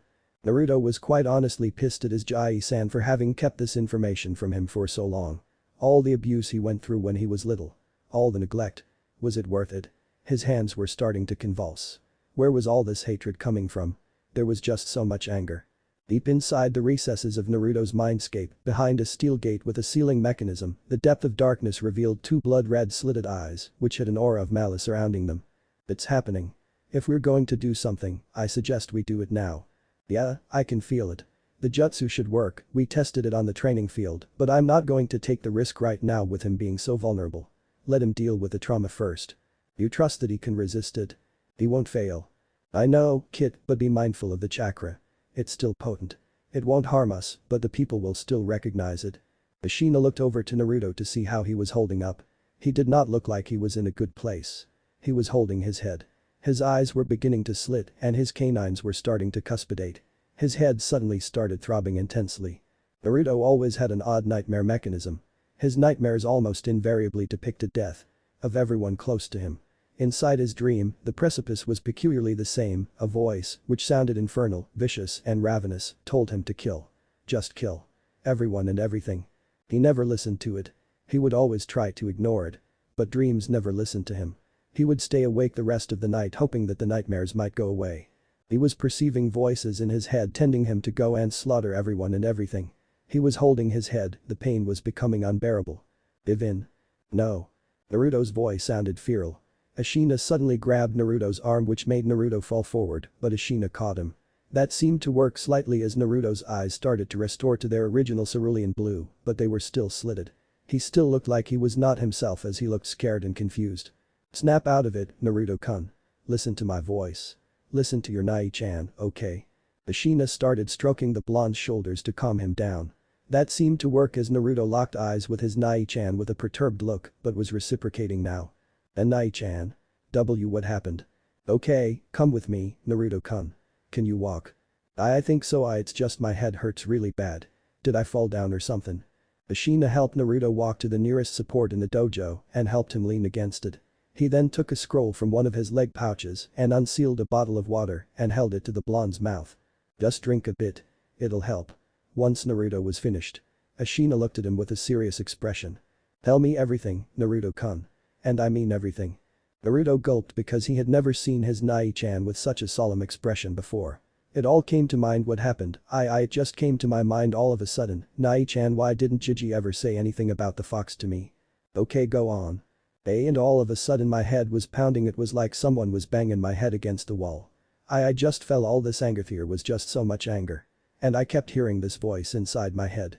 Naruto paused after this and stared at his Nai-chan with a nervous expression. The serious expression that the redeed had held softened upon seeing the state of his chibi. Hey, it's okay, go on.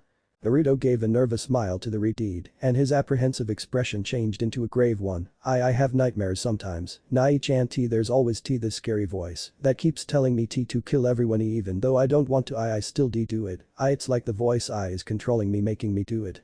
The blonde had tears in his eyes. Ashina was looking at the blonde with a woeful expression. I know how you feel, Naruto-kun. I know. Ashina did not say anything, so the blonde continued after taking a moment to handle himself. I heard the same voice again. It said to Given Wa. What does that mean, Nai-chan? And why am I hearing the voice from my nightmares? Gigi always said it didn't exist. Ashina sighed. He wanted to wait, but so what do you think, Kurama? It's happening sooner than we thought. But it's nothing to be alarmed about. You sure? Well, probably. Ashina sighed. Kurama sort of felt he owned it to the kid to sort of explain it and justify himself. Kid, you know how I was back then.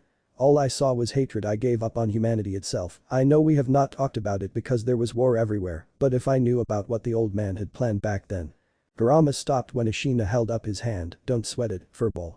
We never could have known what old man Six Paths wanted. And we can't change the past no matter how much we want to. The fox remained silent. Ashina then held up his fist for the bijk. Kurama saw this and chuckled. He then bumped his fist with the redeed, who just smiled back. We're cool, furball. Ashina sighed again, now on to more pressing concerns. He turned to look at his blonde counterpart. Naruto-kun. Said blonde looked at his Nai-chan with his apprehensive look. Nai-chan. Ashina sat next to the blonde. Listen, I have to tell you something, but you have to promise me something, okay? The blonde nodded, so Ashina continued, just promise me to keep an open mind. Learn to control your temper. We're going to be going through chakra control exercises that will help with it. But I want you to try to work on it by yourself too, you know. Naruto just looked at the redeed with a confused expression. Okay. These nightmares you have, it's the same voice every time, right? And a couple of times you might have ended up in a sewer-like tunnel. The blonde's expression was becoming more and more pale upon hearing of the place which had haunted him up to this day. Ashina continued. Naruto-kun, it's the Kikbi. What? Ashina remained silent, letting Naruto proceed with his approach to the subject. Naruto got up all of a sudden irate. Why? What does the stupid fox want with me? Doesn't it know how much pain I went through with the villagers? How much pain they me cause of it? Naruto was breathing hard from that outburst. Ashina looked at the blonde with a solemn expression. Naruto-kun, listen to me. The fox was jailed ever since you were born. I'm not saying the fox is innocent, but look at it from the Kikbi's perspective, his way of viewing it, you know. Naruto said nothing, so Ashina continued. Ever since the beginning of time, tailed beasts were used as weapons for the shinobi world. I already told you about that, right? Naruto nodded, so Ashina smiled and continued. Well, the Kikbi was first sealed by the Shodai Hokage inside of, believe it, in Uzumaki. She was the Shodai's wife. Uzumaki Mido, but you can call her Mido Bachan. The Shodai's wife was also. Exactly. She was a Kunoichi who originated from Yasushi Ogakure. She was the first Jinchuriki of the Kikbi. Naruto was listening to the redeed with a keen perspective, so Ashina continued. She was exceptional at Kenjutsu, Naruto-kun. Able to seal the entirety of the Kikbi within herself. Even for an Uzumaki, she had an especially powerful and unique type of chakra. She was also able to sense negative emotions in people. Although that ability is due to Kurama. But Chibi doesn't need to know that. She was able to seal the Kikbi in within herself. Why would she do that, Nai-chan? Doesn't she know what being a Jinchuriki is like? The blonde stated sadly. Smack. Ow. What hit me? Chibi looked around, but saw nothing other than his good old Nai-chan, who was looking at him with an amused expression. Why, me of course. Ashina said with an amused smile that made the blonde's eye twitch. The blonde was glaring at the redeed, but said redeed was impassive. Mido Bachan was happy, Naruto-kun. Despite being a Jinchuriki. This statement seemed to shock the blonde. Ashina put his hand on the blonde's shoulder and continued, and if she could do it, then so can you. Okay. Naruto said nothing for a while, but his expression changed into one of determinism suddenly. I can and I will, Nai-chan. Believe it. The blonde pumped his fist for emphasis. That's the spirit, Naruto-kun. Now let's get started. The redeed stated with enthusiasm reminiscent of handsome green beasts. Start what, Nai-chan? The blonde asked innocently. My dear cute student, you're training, of course. And you will refer to me as Ashina-sensei when we're training, understood? Ashina stated with an unnerving tone at the end, which made the blonde pale a little. Hi. Ashina smirked. Good. Let's begin. Yugao was sitting in the Dango cafe, slightly depressed and confused at the same time. She sighed compunctiously and laid her head on the wooden table with a cute pout. Why did I have to embarrass myself? Flashback. The medic had just left after attending to the mysterious redeeded shinobi. Nico Akizuki Yuiga was inside and guarding the room. The only you could hear in the room was the light snoring coming from the bed. The redeed was on the bed and breathing peacefully, but the Anbu could also feel a strong presence from him. As she was a sensor like her sister figure Kurenai, she could not neglect such a potent source of chakra. Kami. He must have twice as much chakra as Hokage-sama. Yugao was one of the regular Anbu stationed to the Hokage himself currently. And a habitual guard at the Hokage residence. So she knew how much powerful the Sandaime himself was in terms of chakra. But this person in front of her, he was mammoth. Up to the point that it was colossal. More than the Hokage himself. The only other person who was close to this much chakra in a single embodiment was a cute little gaki that she had grown to be so fond of. So this man saved Naruto-kun. Yugao thought that was quite fortuitous. Usually, people were always boorish towards the child she was so fond of. Some people even went as far as attacking the child when he was little. That was when Yugao had to arbitrate at first as she pledged herself as an Anbu to always serve and protect irrespective of creed. So she was protection detail a couple of times for the child. That was before the incident at the orphanage. Fortuitously, Yugao was the one who found the blonde after he got kicked out. He was unconscious in an alley in a small hut after he got kicked out. When she saw the state of the boy, her heart shattered. The boy was so visibly malnourished, his bones were prominent. She took him home, gave him a bath, dressed him up. Naruto was unconscious the whole time due to the extent of his exhaustion. When she pulled him out of the bath, she held him to her chest to carry him, which made her broke down in tears yet again. The boy was so devoid of human contact that he clung to her and would not let go. When she tried to pull away, he started subsuming whimpers. Her heart softened, which was very unlike her. If you asked her colleagues in Anbu, they would tell you that she was as stiff as a rock, all work and no fun. It was so unusual for her, but she saw firsthand how a child was being targeted for something that was out of his control. Being the target of false propaganda. Someone so little, so innocent. He did not deserve it. Not even a bit of it. So she let him stay the night with her. The cute gaki slept soundly after what seemed like his whole life so far. She notified the Hokage via one of her colleagues. The next day some civilians and the Hokage himself suffered Yugao's wrath. After the incident, Yugao always kept an eye on Naruto, in the shadows. Always made sure he was provided for. Practically threatened the Hokage to provide Naruto a home, which he planned to anyways, but Yugao was assertive and the Hokage knew better than to piss off an already pissed off woman. Stocked his supply of ramen from time to time. Applied some skin seals on his apartment to fend off mobs. She wanted to adopt Naruto, but the Hokage would not let her. Saying it was dangerous for an Anbu to raise a child. Which made sense. And told her to keep her distance until he was made ichnin, ultimately when Naruto was old enough, because it would lead to him becoming too attached and also compromise her duty as an Anbu. So Yuga relented after much hesitation. She also suspected that there was something that the Hokage was not telling her, but shook it off. So it struck as quite the stupefaction that someone would save Naruto-kun to her. The only handful of people which were good to the blonde that she knew of were somehow Kakashi-senpai, Hokage-sama, Kurenai, Anko-chan and a cute lavender-haired girl who used to follow him around from what Yugao saw. They're so cute, he Tajither. While Yugao was gushing about pairing young gakas together, the redeed stirred in his sleep. Wrinkled his nose a bit, then started snoring again. Yugao giggled at the sight, heavy sleeper, huh? She made her way over to the redeed. He looked so peaceful other than the occasional snoring, the shinobi was unmoving. The only slight progression was his chest moving, indicating that he was breathing normally and of course, the snoring. The most noticeable thing on the redeed was his scars. They were quite prominent and visible. Yugao thought it made him look quite sexy in her opinion. She always was a sucker for virile attributes.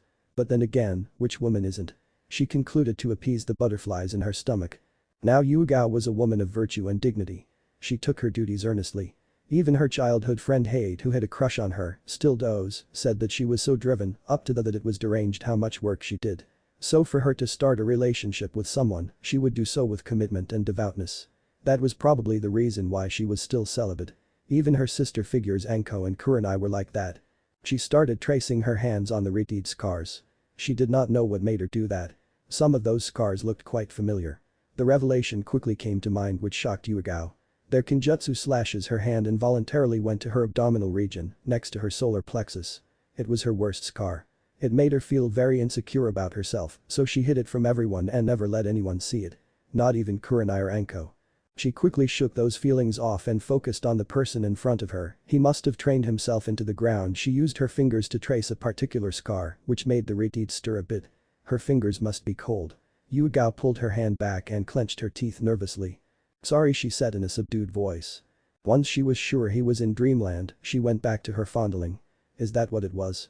She did not fathom that she was feeling up the shinobi's muscles now instead of comparing scars. Works out a lot too. I bet Anko-chan would have a field day with you. She was so preoccupied with what she was doing that she did not even notice the Hokage walk inside the room. Ahem. Yugao once again banged her head on the table and groaned, "Why? Still stuck on how you felt up the guy in front of our esteemed leader? Shut up, how many times do I have to explain it to you? I did not fondle the guy. I was just looking over his scars." Yugao whispered the last part at the end. The woman laughed rather boisterously. "Keep telling yourself that, Yugao." Yugao groaned, "What are you doing here, Anko?" Sitting in of Yugao was Mitarashi Anko. Light brown pupil-less eyes. Spiky violet hair tied in a ponytail. Clad in her beige trench coat, wearing nothing but a mesh bodysuit underneath. Not that she would ever go beyond teasing. A miniskirt exhibiting her slender and robust thighs, which were feminine in every way. Effeminate legs hidden by shin guards. A shinobi's perfect wet dream, but deadly as a serpent when condemned. Anko looked towards Yugao with her signature smirk. "Isn't it obvious? Figures. And where did the chan go when you called my name?" Anko pouted adorably, which Yugao would have swooned at but was not in the mood for, even a little bit. "Why you accused me? Of such wanton acts? What did you expect? A cookie? Oh come on, Yugao. There's no shame in admitting that you snuck a feel on the guy, pretty lucky bastard, though getting Yuzuki Yugao to do something as vulgar as sneaking a feel, and especially when the guy was unconscious." She emphasized on the vulgar part with her cheeky grin. Yugao blushed a deeper shade of red at what was implied. "Fuck off." Anko laughed and held up her hands in defeat.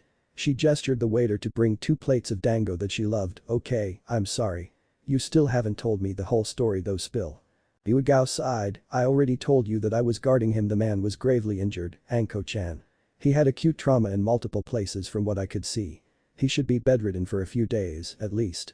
That doesn't explain why you talked about a person of the opposite gender for more than 10 seconds. It's not that rare. And besides, the man saved Naruto-kun, Anko." "Boo. Whiskers. I thought you and the old man were the ones who saved the shrimp and took care of that silver-haired asshole." Anko emphasized by standing and slamming her hands on the table. "SHH. Keep it down." Yugao gestured with her hands after the stares they got. She continued, "That's not what happened. When we got there, Naruto-kun was safe. And the shinobi who saved him was unconscious. The Hokage ordered us to take him to the hospital." "Oh. Yugao smirked. "Time for a little payback." She leaned over the table close to Anko's face, which made Anko pull back with a nervous look. "Why are you looking at me like that? It's just so cute." Yugao gushed even more so than usual, which seemed to annoy the hell out of Anko. "I don't get what the hell you mean." "Oh. And she doesn't even realize how much worried she was for little Naru-chan." Yugao faked swooned, which was working because Anko was getting really frustrated now. What? I was not. Who cares what happens to the gaki? I sure as hell don't care." Anko shrugged inadvertently and seemingly, but looking closely, Yugao could see a tiny drop of sweat coming off of her brow. "Gotcha." Yugao knew that Anko cared about the boy because he reminded her of herself and her harsh past. Even though she was slightly hoydenish in her inclinations toward certain things, Yugao knew underneath all that tough demeanor and semblance was a very insecure girl. Who secluded herself from the world after the events of her past. It was a tough shell to break, even for her, and even then there was some mitigation left. Not that Yugao could blame her. She was the one who found her after all. Yugao decided not to tease her and just drank her tea with a shit-eating grin. Anko wanted to change the subject, so she coughed a little before continuing. "What did he look like anyways?" Yugao sighed. "Anko, not this again." Anko waved her hands, feigning innocence. No messing around. I'm serious. He did save the gaki after all." She looked down at her lap with a slight red tint on her cheeks. Yugao smirked, finally coming around. "Huh?" Anko was about to retort, but Yugao cut her off by replying to her impending question. "He was about 6 feet tall, has red hair the same red as Kushina-senpai, oddly. Let's see what else." She paused before replying. Had a lot of scars on his body from what I could see." Anko smirked. "Ah. I know about your obsession with scars. That's a major turn on for you probably. Don't deny it. You were probably gushing down there when you saw them, weren't you?" Yugao blushed full red at what was implied. "What the fuck is wrong with you?" And Anko burst out laughing. IJ just couldn't resist. Anko squeezed out whilst wiping stray tears from her eyes. "Damn it, Anko."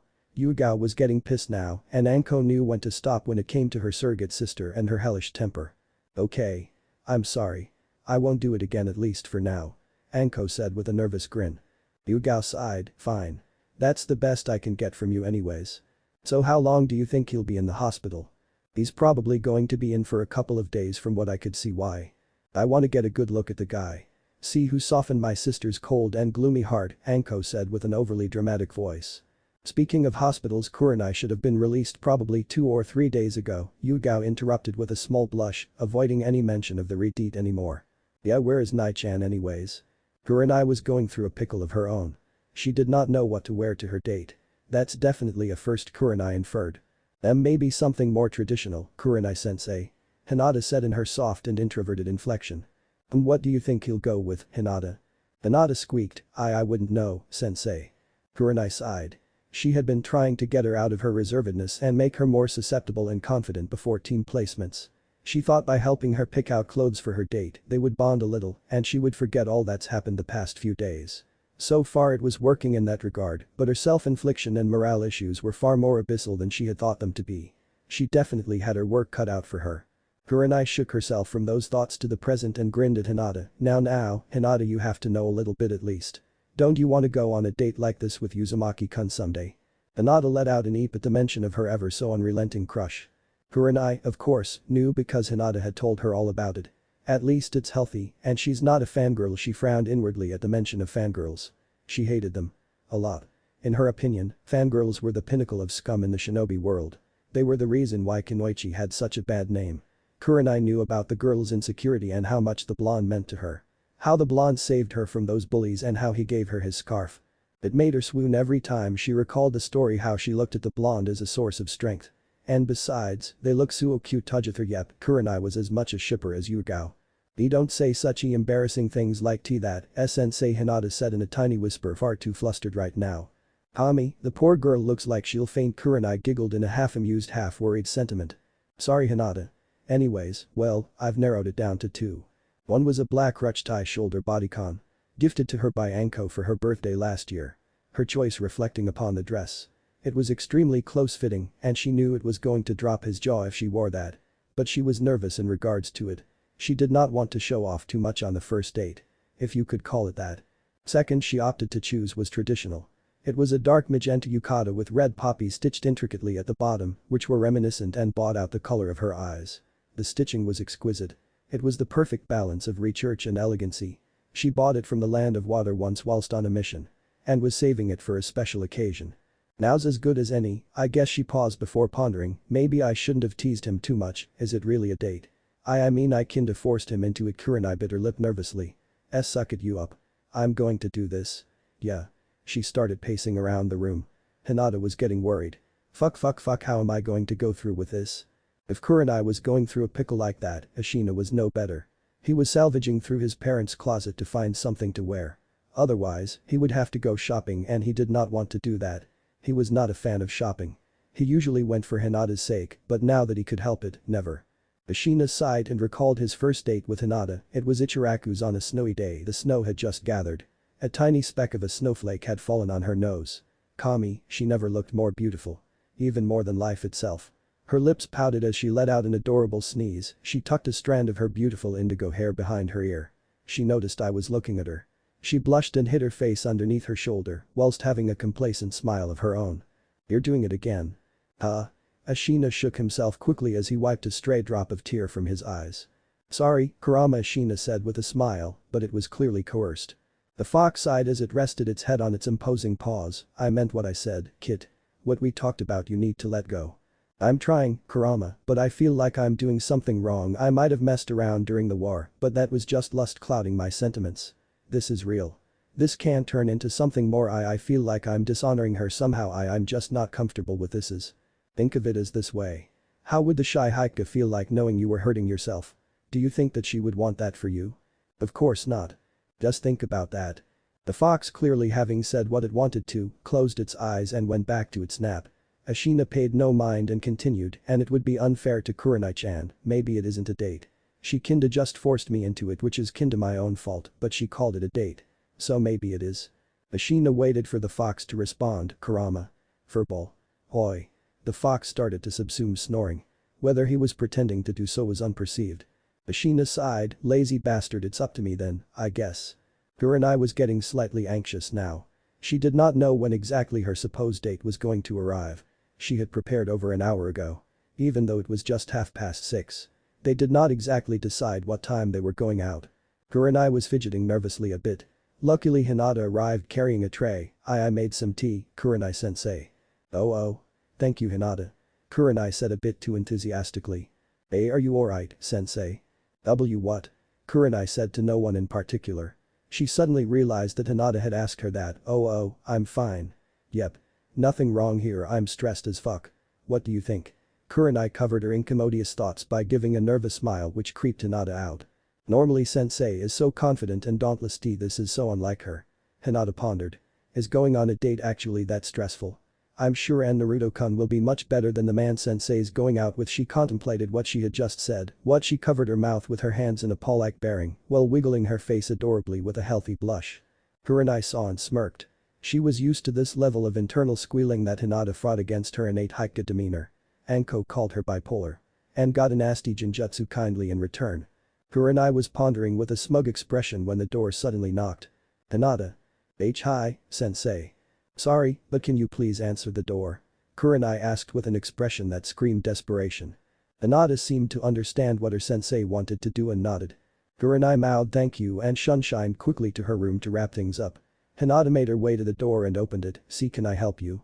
Ashina was standing there with a flabbergasted expression. He was not ready for this. No. Ashina chuckled internally with a slightly doleful recalling. She's just as adorably embarrassing as I remember her. Ashina suddenly cleared his throat and gave a small bow. Konbanwa, Hinata-chan. I'm here to pick up Kurenai-san for our date. Said the strange man with azure eyes which kind of reminded her of Naruto-kun. Hinata was a little confounded that this man referred to her with such an affectionate honorific. Do I know you, Nai-san? Hinata asked inquisitively. Ashina smiled, no, but you will in a couple of days from now. Hinata was curious what the redeed meant by that, but before she could ask more, ahem. Ashina took one look at the fount and his jaw dropped. Wow, he did not mean to say that out loud. Kurenai was clad in her yukata which gave away a graceful amount of her healthy cleavage. Hair tied in a bun, 2 red poppies adorning, with a hairpin. Light makeup with red lipstick gracing her puffy and pink lips which reflected her eyes gleamingly. Her cheeks were powdered moderately, but she hoped to Kami that it hid her blush well enough, which was at full throttle right now. Ashina did not look bad himself, and Kurenai was well aware of that. His long red hair was let down sliding at his shoulders which screamed sexy for Kurenai. He wore a black ramentsuki, chest visible, opting to go without a hakama, but still wore an haori. Dark red flames dawned at the bottom of the kimono. The Uzumaki family crest stood proudly on his back. Minato definitely had good taste in fashion. Ashina actually had his hand behind his head and smiled nervously with a small blush. He really did not mean to say that out loud. He remembered, yeah, before I forget. He then sealed out a bouquet of orchids which he bought from the Yamanaka flower shop on his way here. He did have to fend off a squealing Ino, but it was well worth it after seeing Kurenai's complacent and coy smile. Kurenai took a small whiff of the flowers and smiled, thank you, Ashina-kun. They're lovely, let me just put them away and then we can leave. Ashina nodded with a smile. He then turned to Hinata who was feeling slightly left out and awkward seeing her sensei so shy and reserved around someone. It was the exact polar opposite of her. It reminded her of herself. Goodbye, Hinata-chan. I'll bring back your sensei before midnight. Is that acceptable? Ashina said with a small smirk, practically knowing which response he was going to prompt. Hinata blushed being put in the spotlight in such a way. She could detect no sense of malice from the man and his chakra was comforting like her Naruto-kun's. I should stop doing that, she inferred, flustered at the referral. They made their way to the shop's district. It was a weekend so the stalls were busy. There was an assortment of different ones. But it still was not enough to cover the awkwardness the couple was feeling right now. Kurenai had her hands folded in front of her lap, avoiding any type of eye contact with a slight red tint on her powdered cheeks. Ashina was not doing any better. He had to defuse the situation somehow. Maybe Raymond. Idiot. Ashina palmed his forehead which startled Kurenai. Ashina realized what he had done. I'm sorry, Kurenai-chan. He sighed deeply before saying, I'm not being a good date, am I? Kurenai's expression changed one of shock and no. No. It's not your fault. It's mine. I forced you into it, I'm the one who should be apologizing. She did not know when she had grabbed his hand in the midst of it. When she finally noticed, she gasped and pulled away with a heavy blush. Ashina also blushed and looked away. Apparently, Kurenai's discordant behavior was affecting him. He was the center of female attention during the war in his timeline. especially in his later years before he became Hokage. So it was not unusual for him. But Kurenai was not just an ordinary person. She was eminent and renowned not just for her unparalleled beauty, but also for her skill as a kunoichi. And most importantly, as a sensei. Granted, she still was not introduced to the role in this particular timeline yet, but she was a general badass in Ashina's opinion. He recalled his discussion with Kurama, the furball's right, I can't keep doing this to myself. I need to let go. Ashina cleared his throat with his blush clearly visible which made Kurenai feel some sort of triumphal, even though she was incredibly embarrassed how she had behaved around him. She cut him off by saying, you don't have to say it, Ashina-kun. She stopped abruptly when she felt a finger on her lips. It's okay, Kurenai-chan, I wanted to come. I never would have agreed if I didn't want to. Ashina said with a smile which made Kurenai feel that particular warmth again. Let's just relax, enjoy the night and try to have a conversation. See where it leads us. Is that okay? He spoke with a soft tone. Ashina then held out his arm for Kurenai to take which she gladly took with a smile, led the way, Ashina-kun. They made way to the game stands. The stalls were bustling with shinobi and civilians alike. There was a variety of games to choose from. All the classics were available. Dart throwing, ring tossing and all the like. Kurenai walked them over to a particular one, how about this one? I'll go first. It was dart throwing. But there were blunt kunai instead of darts. Kurenai always had a slight competitiveness to her. She turned to Ashina with a sly grin, best 2 out of 3. Ashina gave her a smirk of his own, you're on. And it was at this moment that he knew he fucked up. Kurenai was deadly accurate. She hit 9 out of 10 targets dead in the center unwavering. It was sexy as fuck. And surprisingly difficult. The vendor was a retired shinobi, so he was using chakra to move the targets irregularly using a chakra utilizing device. Apparently, it was brought in from the land of snow. That's… damn. Will you stop watching us? It kinda feels weird. Why should I? It's the only entertainment I get down here, Kurama stated with a snobbish tone. You have a point there, but don't be there when we you know. Kurama grinned, what? You plan to consummate your relationship, kid? What? And no. How can you even say that? Ashina stated with a heavy blush. Kurama kept his shit-eating grin so Ashina groaned, I meant when we talk or something, you perverted furball. Sure but you better not lose this game even if it is just for amusement. Establish dominancy antecedently and you shall be rewarded as she will reap your seed. Okay, he covered his ears. I'm just going to pretend I didn't hear that. Ashina tuned him out after that. Think you can do better? Kurenai inferred teasingly. Ashina grinned, oh, I know I can do better. He then proceeded to hit all 10 of the targets dead in the center, which made Kurenai all the more amped and slightly pissed. So he's not gonna back off just cause I'm his date. I'll show his sexy tanned ass why they call me the Genjutsu mistress of Konoha. It went back and forth between Ashina and Kurenai on whom got the upper hand. Kurenai using Genjutsu to conceal the targets. Ashina using his wind release to amplify his thrusts and obviously negating the Genjutsu ineffective. It was difficult already as it was with the targets moving. The odds were stacked as 9 to 10 with Ashina having the upper hand. Last one, Ashina thought with a smirk. He propelled his wind chakra onto the kunai. Just as he was about to throw, he looked to see what Kurenai was doing and his smile immediately dropped, oh no. Kurenai had an adorable frown with a pout. Ashina knew from his experience with the opposite gender was that it was not a good sign and he was going to regret it if he did not resign himself. He sighed and then threw his kunai. The blunted blade missed by just a meter from the designated target. The vendor himself was rooting for Ashina. He patted his back, tough luck, Gaki. Yeah, tough luck, the retard thought with a depressed sigh.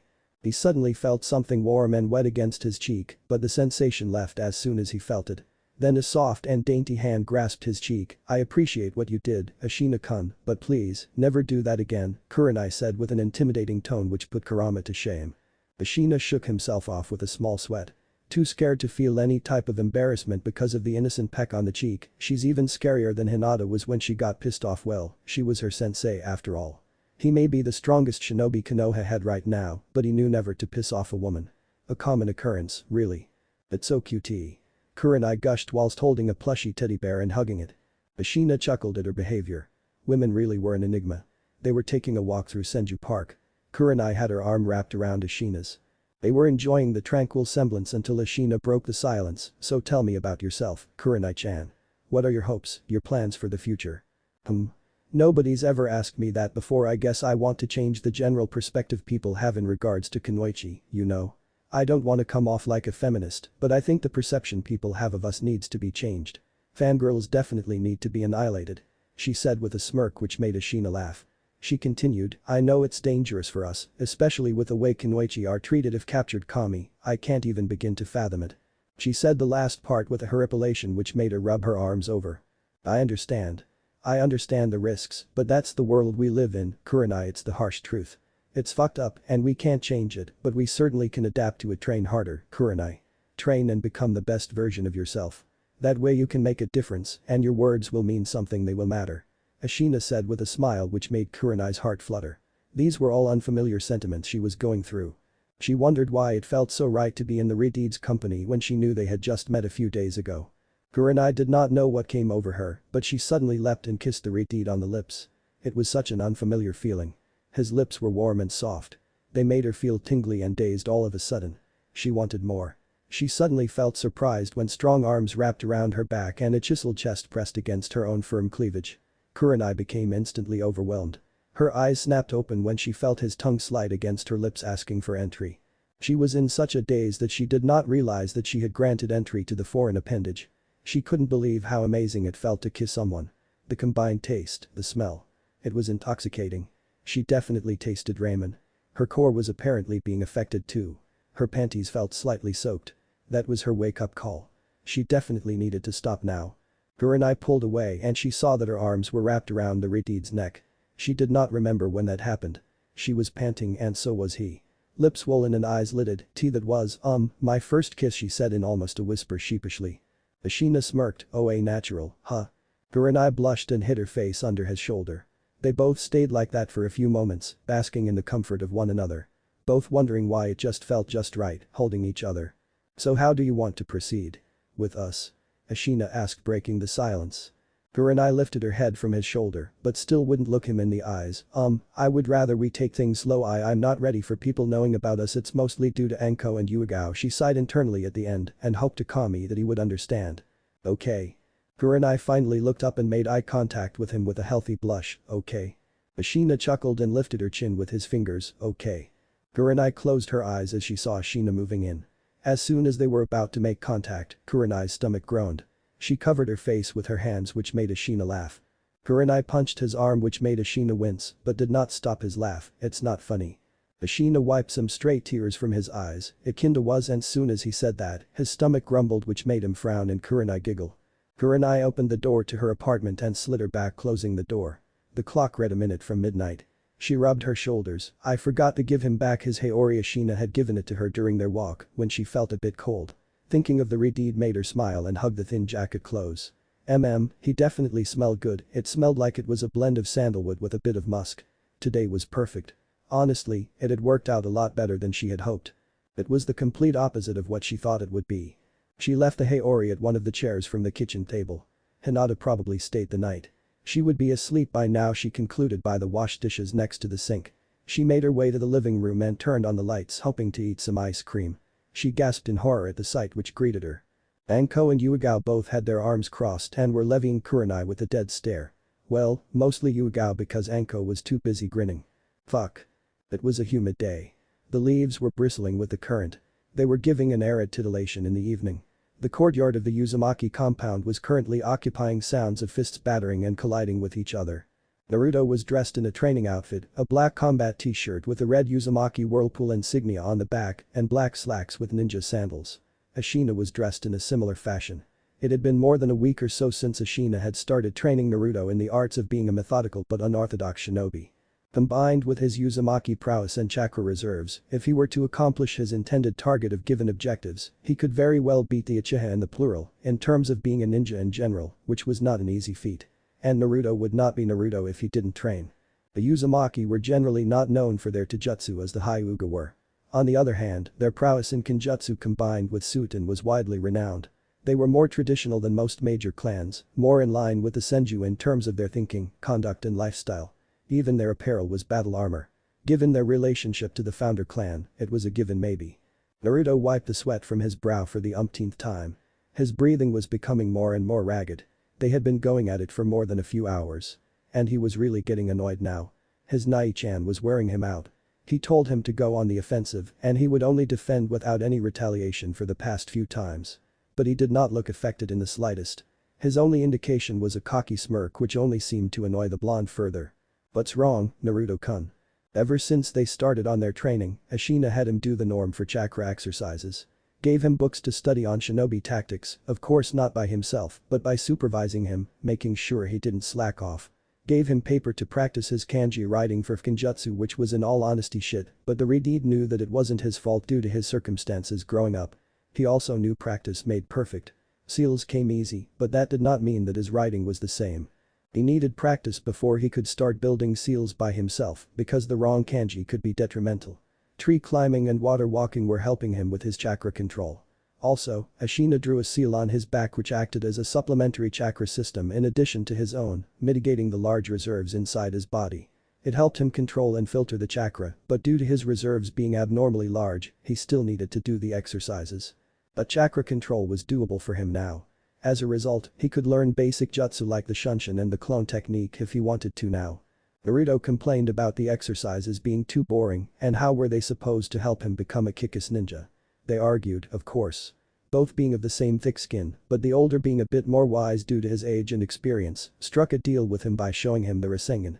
Naruto was instantly mesmerized by the spiraling ball of chakra and his mouth watered at the prospect of learning such an amazing jutsu, even if it was incomplete, which the Redeed had pointed out. Ashina knew he had him by the balls now, no pun intended. And when he told the blonde that the yondaime was the one who had created it, he was literally spitting fireworks. Naruto growled and ran with his fist cocked back, hoping to punch the Redeed. It reminded Ashina of his first time with Kakashi and Team 7 when he got that nasty jutsu. Oh, how obnoxious he was. He wasn't going to let that happen to his chibi now, was he? Naruto felt his fist collide with the Redeed's stomach. He wanted to smash his face in, but his height wouldn't let him do so. He aimed for the stomach. As soon as he felt the jab go in, the Redeed simply moved an inch aside gracefully and the blonde simply hit thin air, but Ashina kicked his foot making him fall face first in the dirt. Ow ow ow. Naruto groaned as he rubbed his face with a small frown. Ashina sighed and gave him a hand to help him up. See what I meant, Naruto-kun? And we were doing so well. Naruto kept his frown so Ashina continued, you have to be patient, stick to the kata I taught you. Remain calm even if it feels like you're about to lose. It'll pay off. Trust me. Ashina taught him the first 3 kata of Kakuren Taijutsu, combining with the Genken. Kakuren Taijutsu basically involves being able to rapidly and relentlessly bombard the target with precision at various angles and locations. Being nimble and fast. The style is comprised mostly of sheer unpredictable movements, acrobatics which can easily catch opponents off guard, but combining that with Tengen, it'll pack a punch and break bones. One of Kumo's signature Taijutsu. It's perfect for someone like Naruto-kun because he's still developing so his body can adapt to it. And combining that with bushy brows Genken, it's unrecognizable and unbeatable. Saves me the bother of having to explain it though. The Redeed was not worried about using a Taijutsu style which was notable as primarily being one of the other villages like Kumo. Almost every village had Taijutsu specialists which were known to be omniscient in every modus operandi of Taijutsu, so it wasn't a problem that he could garner unwanted attention because of that. A prime example being Konoha's very own handsome green beast. Hit. What? We still have to deal with my counterpart. Do we have a plan to? At least until he's on his feet and he can take care of himself. Maybe we can work on it then, you know. It's too bothersome right now and he's still recovering. Kurama grinned at its host from its imposing paws, going soft on me, kid. Don't think I haven't noticed it ever since we came here, you do remember, don't you? I still reminisce about it from time to time. You were bloodthirsty and ruthless, you weren't unnerved in the slightest when taking a life. I did appreciate it, but even I was surprised what you did to that wooden fuck, plucking his precious Sharingan in front of him and crushing it under your boot. You know what he did, he got what he deserved, Ashina said in a low tone with his fingernails digging into his biceps, drawing blood, his arms crossed. I know he did. As for me going soft, you're an asshole, you know that. The fox just grinned and closed its eyes for another one of its naps. Naruto gave a compunctious eye and stilled himself in the stance that Ashina taught him. It wasn't perfect, but he was getting there. Due to the style involving acrobatics, it was difficult to get a grasp of it and he fell on his ass quite a few times, but Ashina was patient with him and didn't even laugh at him, which Naruto appreciated. Due to filtering his chakra with a seal and due to the chakra exercises, he could feel his body adapting to being fast and nimble. Fast movements and somersaults in the air were a difficult thing to achieve for an average Joe, but ninja were capable of accomplishing that feat easily with chakra. He understood what his Nai-chan meant by the exercises being important to him. Some of them, at least. As far as adaptation went, the Redeed even forbade him from eating ramen more than once a day. It was blasphemy. But he told him that it was important for him to gain proper nutrients for his body to grow. You don't want to keep being a chibi now, do you? Is what his Nai-chan said. It popped a nerve on his forehead. Of course he doesn't want to keep being a midget. So he relented and hoped to Kami that the ramen deity would forgive him for his sins. But it helped that the Redeed told the blonde that he would refrain from eating ramen as well, as much as it hurt him to do so. Talk about loyalty. Naruto moved forward with a handspring, barely keeping his balance, and moved to hit the Redeed with a turn kick. Ashina deliberately blocked it but applauded his chibi's efforts with a nod. The blonde then moved with a basic cartwheel and thrust his fist reminiscent of Thegenkin. Ashina again blocked deliberately, but this time he felt the knack of the punch on his wrist. Fuck should have dodged it this time. He could already feel Kurama's chakra seeping in to heal the damage to his arm.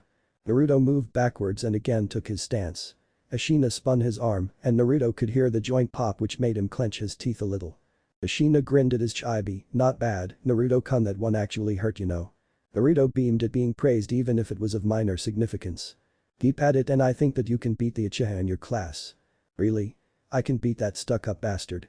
Asked Naruto with his fists pumped for emphasis but frowned when the Redeed held up his hand. I didn't say you could beat him at your current level. Even though he very well could, but that would cost some nasty repercussions. You need to train more if you want to beat Sasuke. I'm not gonna let you slack off if that's what you think. What?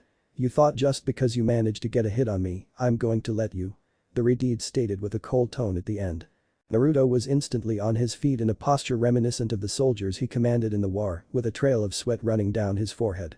It was sort of hilarious, but the Redeed knew that he needed to intimidate the blonde to a certain amount of degree if he was going to make him do things he didn't want to. Not like screaming pink banshees, but he could make do if he did say so himself. And speaking of girls. Naruto-kun, Unodium placements are in a month. Excited about having someone on your team? Sakura-chan. Naruto said with literal hearts in his eyes. The Redeed sweat dropped and sighed. Why did I even hope? He had been doing a lot of sighing lately. It was one of Kakashi's most annoying habits and he was picking up on them. And he did not want to seem like a hypocrite, but he really wanted to kick himself in the balls right now. Let me ask you a question, Naruto-kun. Why do you like Sakura-san so much? What's so special about her that makes her different from the rest of the girls? Naruto scratched his head as he sat down cross-legged next to the Redeed. Well, she's pretty, you know. Well, what about her thoughts, her feelings towards you? What do you mean, Nai-chan? Asked Naruto with his head tilted to the side with a confused expression. Ashina sat down next to the blonde with his hands in front of his knees. What I mean is, does she feel the same way about you? Naruto frowned and stared at the ground with a sad expression. No, she's always after that stuck-up bastard who doesn't even give two shits about her. Ashina knew what the reason was, but he still needed to ask, then why even bother with her? Naruto turned his face away so Ashina couldn't see it, because she's the only one who gave me attention, everyone else mostly just ignored me, he said with a small frown. Naruto-kun, look at me. The blonde looked to see the Redeed smiling at him. It's not going to be like that anymore. The blonde reciprocated his smile with a bright one of his own. The Redeed patted the blonde's back. Just promise me to keep an open mind. Girls are a tricky subject. And I don't want you to bind yourself to someone. There are other girls too, you know. Naruto had a contemplating expression on his face. Ashina winked at him. Who knows? Maybe someone else likes you too. And you were too busy chazzing after Sakura-san to notice it. Naruto frowned at that prospect. He couldn't argue with that logic, considering the younger generation didn't know about his circumstances, so it couldn't be that aside from a few. He was always loud in class because he felt like he had to prove something to someone. Anyone. He wanted to be recognized as a person. To exist. Thinking about himself now and spending time with his Nai-chan the past couple of days had allowed the blonde to reflect upon certain aspects of his life. He wasn't alone anymore. He had his Nai-chan. He never paid any attention to himself and how his behavior affected those around him. Maybe the problem was himself. He never was one to care about what other people thought of him. There was only one person he could ask for advice from. What do you think I should do, Nai-chan? About girls. Hey, I'm no player but. He wasn't able to finish as the blonde cut him off by saying, no. I mean as in how do you think I should go on with my life, you know? Like, how can I make myself better? Now Ashina had expected a lot of things from his chibi but self-reflection, never. Goes to say how stunted his actual intellect was when he was younger. He smiled inwardly. Maybe my influence is doing more good for his growth than I thought it would. I mean, should I change the way I think? Should I change the way I talk? I know I say databeo a lot. But you say that too. He pointed an accusatory finger at the Redeed. said Redeed held up his hands feigning innocence with a nervous smile. Hey, I don't say it much. I used to a lot, but I kinda controlled it over the years. I used to do it a lot too when I was your age. Maybe it's an Uzumaki thing, you know. You did it again. Naruto grinned with his eyes closed rocking back and forth slightly. Huh. Maybe I did, Ashina said with a cheeky grin of his own. As for you changing yourself, he put a hand on his head and ruffled his hair. There's nothing wrong with you. Just be yourself. Although I did tell you that I would work on your mannerisms and all that stuff. You do want to be able to attend meetings when you become Hokage, right? Yuha the blonde nodded his head. Iruka did hope that his chibi would grow out of his crush. Self-reflection and introspection could help him with that. And besides, he knew what the reason for the crush was. It was just a foolish rivalry that Ashina grew out of a long time ago. And he didn't want to rehash his buried repression about the Uchiha any further, so he shook himself off of those feelings. He trusted the blonde would be able to by himself. And besides, he had his mind made up in regards to his old teammate. And not to be a buzzkill, but that much orange does tend to stick out. But no please, Nai-chan. Not my jumpsuit. Please. I'm not telling you to throw it away, Naruto-kun. But ninja need to be furtive, not stick out like a sore thumb. The blonde groaned. Ashina sighed, just do me a favor. The next you wear your jumpsuit, let the sleeves fall and keep it open from the front zipper. At least it looks cooler that way. The blonde gave a small hum and relented with a quick nod. Good. For now at least, until I can get someone on him. To change his mind, of course. Cheeky. A statement from his intimidating and furry friend made him grin. He turned his attention to the blonde and gave a small smile. Then stood in front of the field next to the whirlpool insignia that was drawn on it. Now that that's dealt with. Come on back in your stance. He ushered to his annoyed counterpart. The blonde groaned, hi. How about once we're done here we can go for some ramen over at Ichiraku's? I haven't gone there in a long time. The blonde gave a shout of excitement at the prospect of getting some ramen from his favorite place. He was tired of resorting to cup ramen, especially because there were no limited edition ones. What can he say? Simple things brought him joy. Kurenai had her arms crossed while sitting at the table with a frown, which in no way contrasted her perdurable beauty. She was in her usual attire, which consisted of a red mesh blouse with the right sleeve visible. Light makeup consisting of red lipstick on her plump lips which matched and complemented her eyes, with purple eyeshadow. Bandages with a pattern on it similar to thorns wrapped around, hiding her voluptuous figure. Her hands and lubricious upper thighs also wrapped in bandages. The Konoha protector donning her temple and her silky ebony hair untamed reaching her upper back. She had been training vigorously after her release from the hospital, so she hadn't seen her boyfriend since their date. Thinking of the redeed and their date made her smile and sigh dreamily. Which did not go unnoticed by her sister figures Anko and Yugao. The ebony-haired beauty never dated anyone before because she felt that relationships were non-productive, quite frankly. And with her taking on an official squad this time, her schedule was even more drastic. But something changed her mind. She had been skeptical about it but was willing to take a chance. Her first thought went out to her academy classmate Asuma. She had a small thing for the bearded shinobi when they were younger and it was reciprocated. But then he left to become one of the 12 guardians. She had planned to ask him out when he returned, which was soon, but circumstances changed obviously. Her friends and fellow shinobi had told her their dating experiences, specifically first dates, which she kept in mind loosely because those she was concerned with. And most of the opinions were that it was nothing special. That there was no connection. At least not at first. But Kurenai felt the polar opposite. The redeed had been an absolute gentleman to her. Treated her with the utmost adoration. He did steal glances at her during the whole date which made her squeal inwardly at the time, but they weren't anything perverted, mind you. Even if she was a shinobi, that profoundly did not mean that wasn't prone to masculine charms, even if they were unintentional. She was a woman after all. Their date had been amazing. They talked about the future, under the stars. They discussed what it meant to be together. About their relationship. She didn't feel like she had to pretend in front of the redeed. His simple actions made her laugh. His cheeky grin with his eyes closed made her heart flutter. She really didn't want this to be kept secret from her sister figures. She relatively had good karma, so she didn't know why she was hesitating on telling the both of them.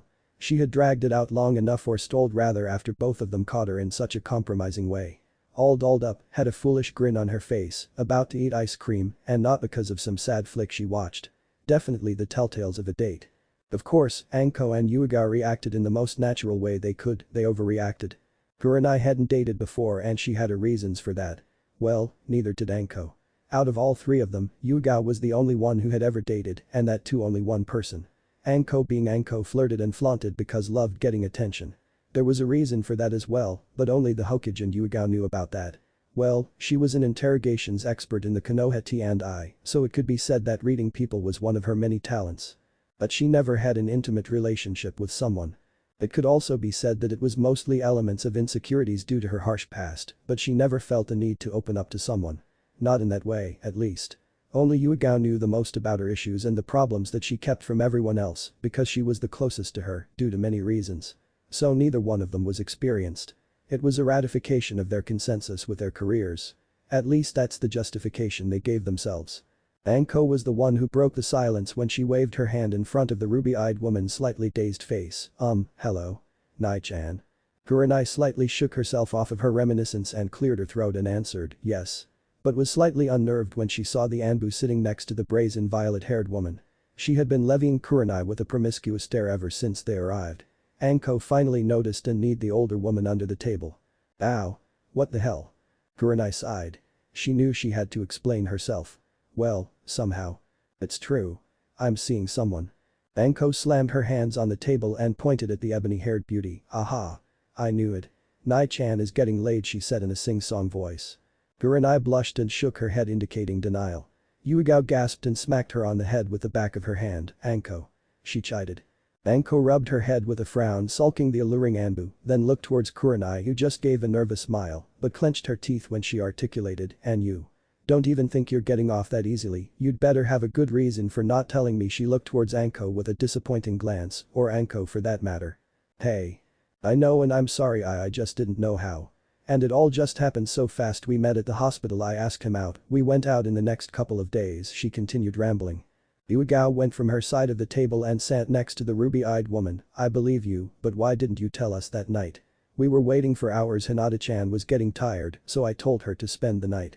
Imagine my surprise when she told me that her sensei was out on a fucking date. Kurenai blushed and looked down at her lap, embarrassed at believing in such trivial things. It was part of the reason, she told herself. I didn't want to jinx it, she said in a small tone. For fuck's sake. Language, Anko. Yugao chided her once again. What? You just said the same word just a while ago. I'm older than you. Old enough to kill, old enough to fuck. Stop saying that. They kept squabbling with each other as always. Kurenai was happy because it took the spotlight away from her, but of course, it didn't last for long. They stayed silent for a moment when Yugao broke it by saying with a smirk, so you're dating someone. Kurenai cleared her throat again and said as stoically as possible, why yes. Anko also sat next to the ruby-eyed woman on the opposite side from the Anbu. What's he like? Is he hot? Hunky? She grinned. Is he big?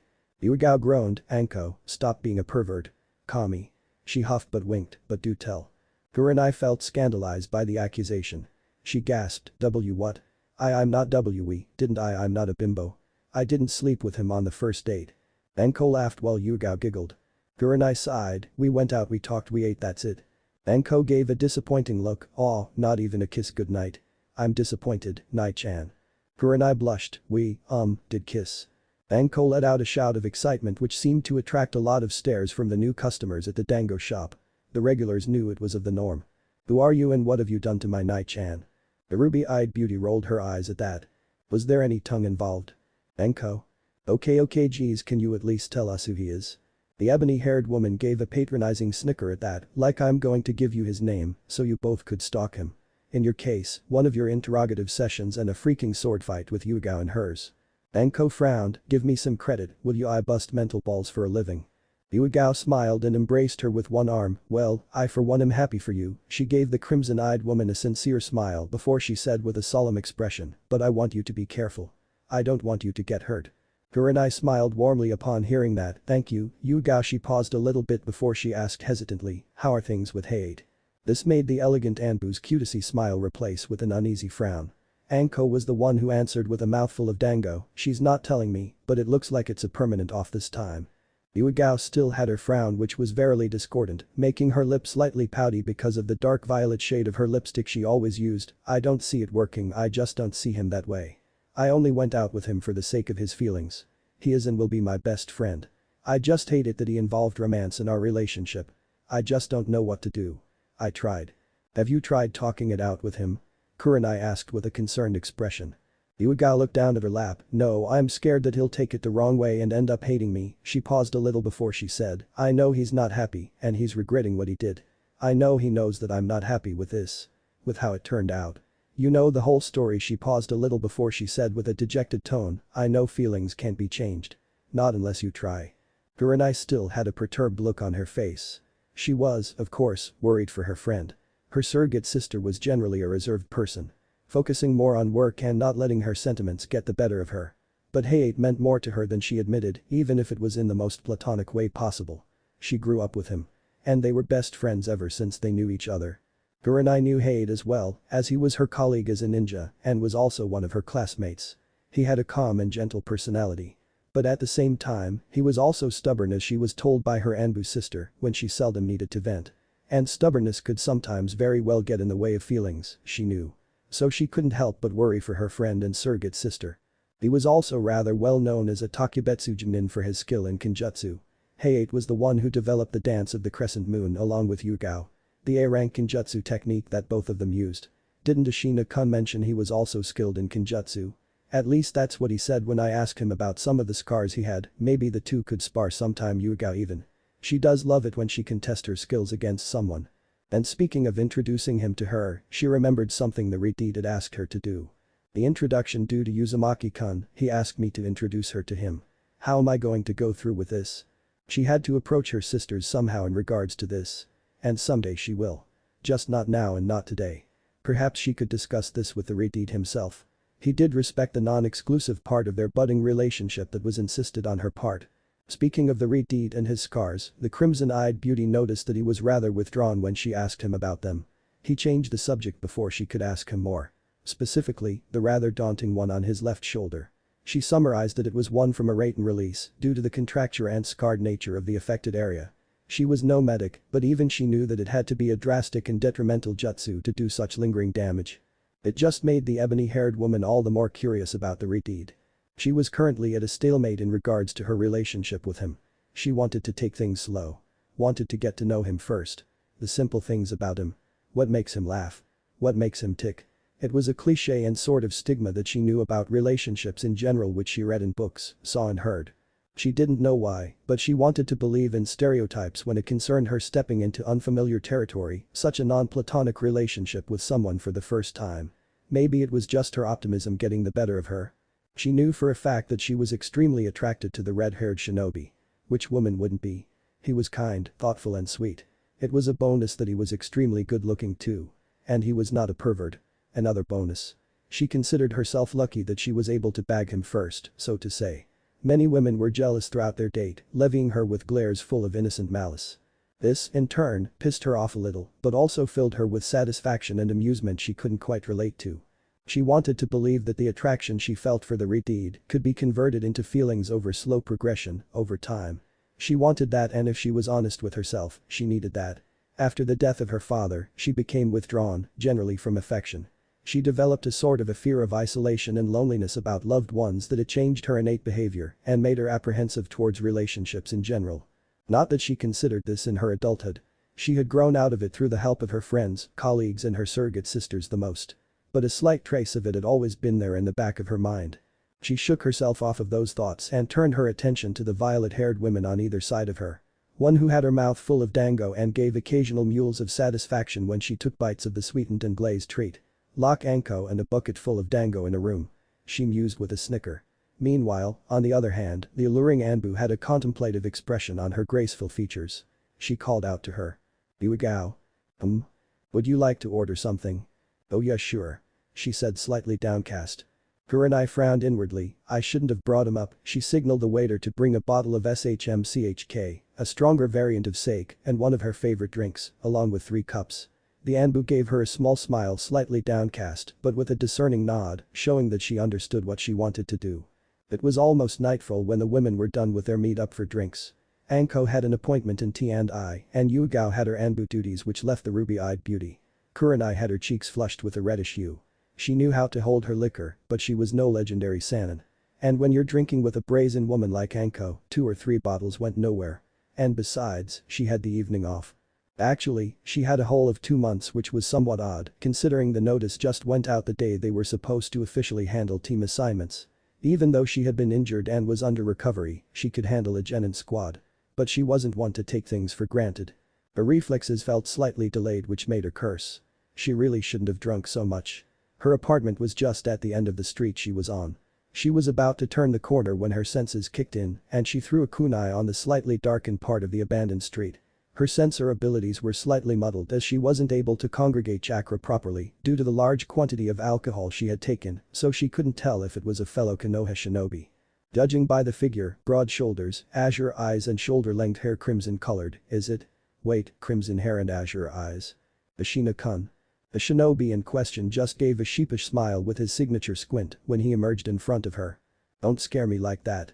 Irideed kept his apologetic visage, sorry, Kurenai-chan. Also, I apologize, but I'm a shadow clone.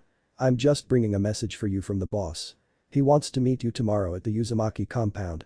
Bring Hinata-san with you, he asked. The clone concluded with a rather humble tone which wasn't unlike the Irideed, but wasn't exactly like him either. He was probably doing that on purpose, she mused. Kurenai was slightly disappointed that the Irideed wasn't present himself, but she knew he had his responsibilities, like taking care of one of the major clans of Konoha as its sole representative. Especially an emerging one. He also said that he had to train Uzumaki-kun, so she understood but was slightly confused about why he asked for Hinata. I see, did he mention why he asked for Hinata?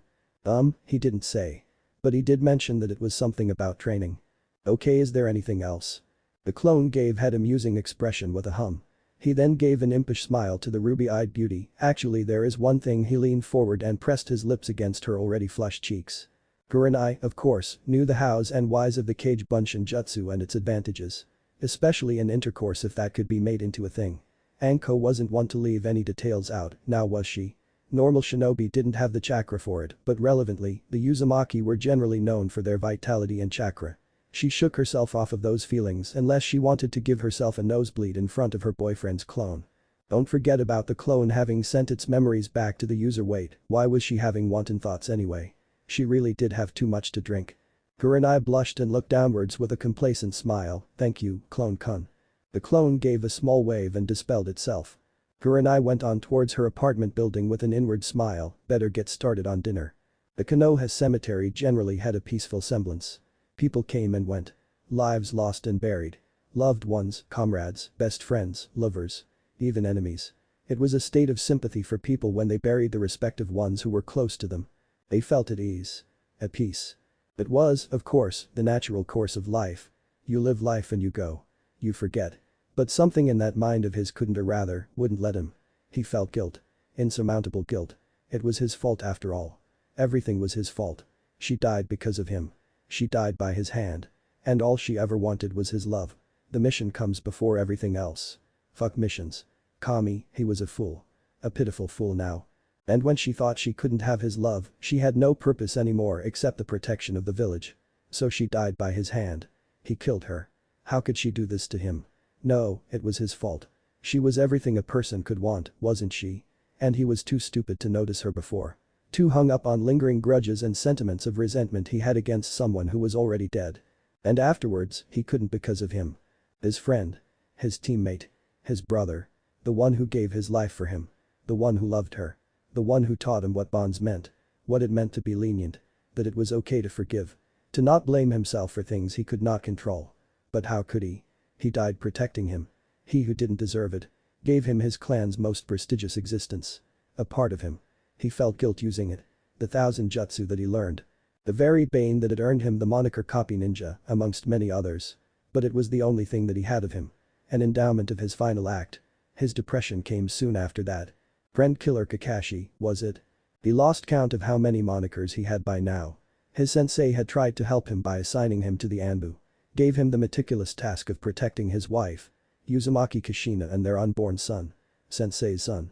Thinking of the blonde-haired Gaki and how much he resembled his late sensei had made him all the more aggregated with guilt. He didn't deserve to be the scapegoat for the village to direct all their hatred on. He was sensei's son. The son of the Yondaime Hokage. And he was ostracized for something that wasn't even his fault. And he didn't even take care of him. Didn't even look at him. Not even once. He was scum. He went against his very own ideals that his friend taught him. He deserved to die. He had tried to kill himself. To put an end to all of the suffering. He couldn't perform the act himself. Then there would be no difference between him and his old man. He tried other ways. By going on S-ranked missions, throwing himself in the line of fire. Drinking himself into misery. But in the end, he always survived. It was like the world hated him. Karma's a bitch, isn't it? He would always visit them. And engulf himself in misery. But over the course and passage of time, he learned to bear it with some meager amount of grit he had left. The burden that would always remain with him. He would abstain from life and the pleasures that came along with it. It was his way of atonement and redemption. He was convinced of this. His friends, his classmates and even the Hokage himself all tried to reason otherwise, but he was rigid and adamant on his beliefs. Just him and his poor novels. Not a bad way to live, was it? He sensed a familiar presence but didn't react. Kakashi-san, the Hokage has requested your presence. The masked shinobi turned around and gave his signature smile with his eyes closed. How have you been, Kenshi? The Anbu in question sighed at his senior's actions. I've told you not to call me that while I'm on duty, senpai. Sorry he uttered, waving his hand dismissively with his usual bored but slightly jovial tone. He continued, tell Hokage-sama I'll be there shortly. The Anbu just shook his head and shunshined out of the graveyard, leaving behind a trail of leaves in his presence, leaving the masked shinobi alone to carry out his impending commitment. The Hokage monument was not a structure of drastic architecture. It was convenient in terms of locomotion, even if you did have to walk a bunch of stairs, but that wasn't anything difficult in a shinobi-centric world. The Hokage's briefing room was adequate. Outside the average-sized room was the desk of the Hokage's secretary. The room itself consisted of a couch, a couple of chairs and a desk. A bookcase filled with scrolls of variety. On the wall were portraits of all the previous shinobi who held the prestigious title, in order. Men who defined fortitude and gallantry in fine terms. Each of them having sacrificed ample to ensure and to keep the will of fire from burning out. The current occupant of the meticulous position was stretching his old and fossil legs. If there was one thing he hated in his job, even more than diplomacy, it was the accursed paperwork. Or rather, the infamous Hokage's curse. He didn't know how his predecessors and his successor had dealt with this bullshit. Mountains and mountains of it. And it keeps growing. Wait. Wasn't that one just about finished? He was so distraught with the brutality of it that it made him paranoid. He kept trying to pinch himself and congregate his chakra as he was convinced that someone was pulling a prank on him with a genjutsu, making the camouflaged Anbu hidden from plain sight snicker. He uttered a long and depressing sigh littered with a dash of curse. He needed a break. He grinned rather salaciously behind closed doors. He flicked his finger, making the Anbu leave their posts for a total of 20 minutes. More than enough time. He pulled the drawer of his dusty and trusty desk and lifted the counterfeit sheet of wood he had made specifically for its purpose. A seal was drawn on it which made it so only the Hokage himself could remove it. Otherwise, it would keep the contents under remain sealed and give the appearance of nada. A rather cunning genjutsu seal orchestrated by the Hokage himself with the help of his trusty and morally corrupted student. Under the sheet were the contents almost every man and woman in the whole of the shinobi continents would kill for, both for different reasons. As soon as the old Hokage lifted the sheet, he was mesmerized with a golden light. Or was it just him and his paranoia? Lo and behold, he was greeted with Icha tactics. Mission Impossible. The third installment in the illustrious and influential novel. He had received an early copy of it from the author that was his student. One of the main accomplishments he was most proud of the man. He rubbed the front of the hardback edition of the book with affection. He couldn't find the time before to read it and had to grit and bear through the temptation of reading it during his work hours. Of course, it was better than domestic problems such as a toilet clog or a damn cat gone astray. D ranks really were getting the slime of humanity as far as missions were concerned. Another problem to fix and discuss with the council. He was just to turn the first page after the introduction when he sighed, always turning up on the worst moment, aren't we, Kakashi-kun?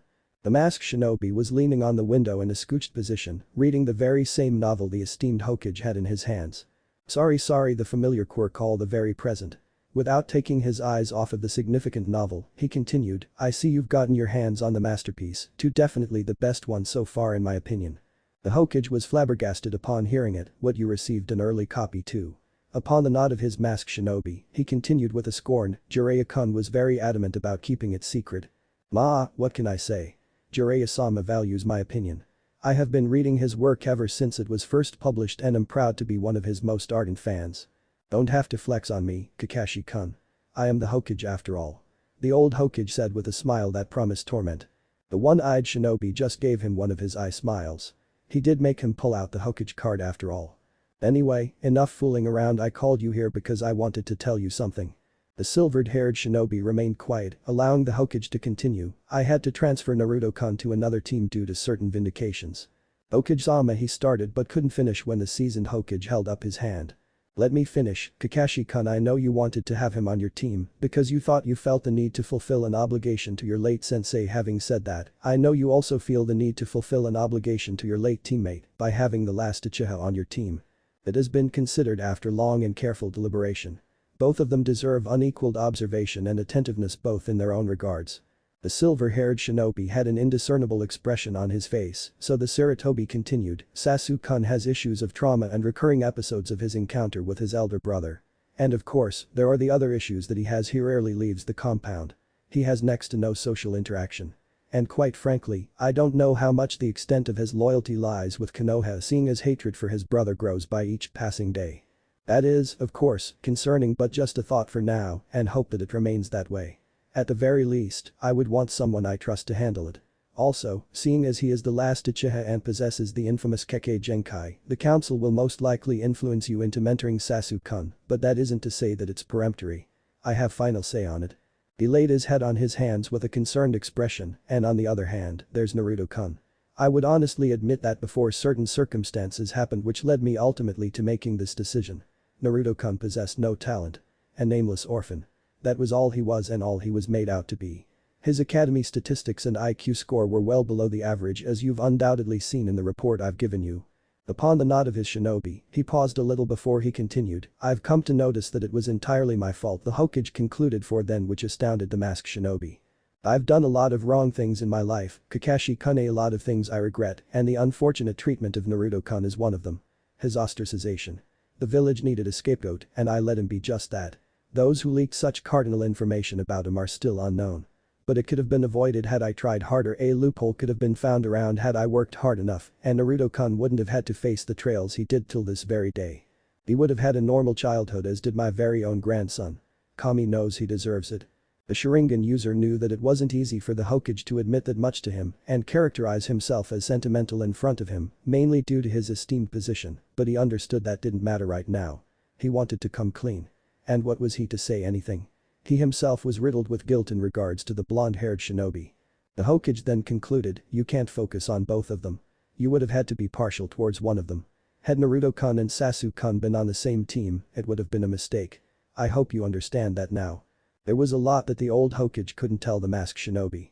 The introduction of his counterpart, his self-attempts on his life. He was already dealing with demons before and didn't want to impose any more burdens on the masked shinobi. The Sharingan user by all fair means did not know what to think. The Hokage was making a fair disputation. He still wanted his sensei's son on his team, but that was his own sentimentality talking, and besides, the Hokage was right. He couldn't deal with both of them concurrently. But due to the obligations he felt, he was ready to resort to drastic measures if he had to, but even if he would have been able to deal with both of them, then the third individual on their team would have been neglected. The argument was ambiguous, but the experienced shinobi knew better than that. But if he was being honest with himself, as much as he hated to admit it, he wanted the Uchiha on his team more due to certain reasons. He was ashamed of being partial towards the Uchiha more than his late sensei's son, but the recurring guilt he felt in regards to his teammate was more persuasive than that, and he relented. But that was before he had this discussion with the Hokage. Those were his initial thoughts coming into this whole state of taking on an official team this year, when the Hokage told him who his students were going to be. That nagging in the back of his mind that was telling him that it was wrong of him and selfish to do such a thing, but he was ignorant due to his state of perpetual guilt. It was then he gathered that it was probably for the better that the blonde-haired chibi would be transferred to another team. It was for the better, he deduced, both in regards to his future growth and maturity. He knew that. He deserved unparalleled attention. And he also felt that he didn't deserve to teach him either. As much as he wanted to have him on his team, he relented. But of course not without his curiosity. "I see who is going to be mentoring Naruto then." The old war-ridden Hokage gave a small smile, another Uzumaki.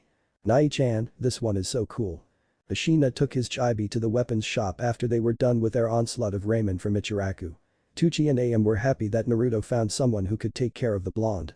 They were rather fond of the boy, and it was reciprocated by the blonde as well. He could talk for hours in front of both of them, and they would listen to the boy with their utmost intention. Tucci even gave the boy an extra if he had earned it. Am would rub his cute little whiskers from time to time. They adored the boy so much that they kicked out any customer who asked them to rid of him. The father and daughter were two of the very few people who had the blonde's respect and affection.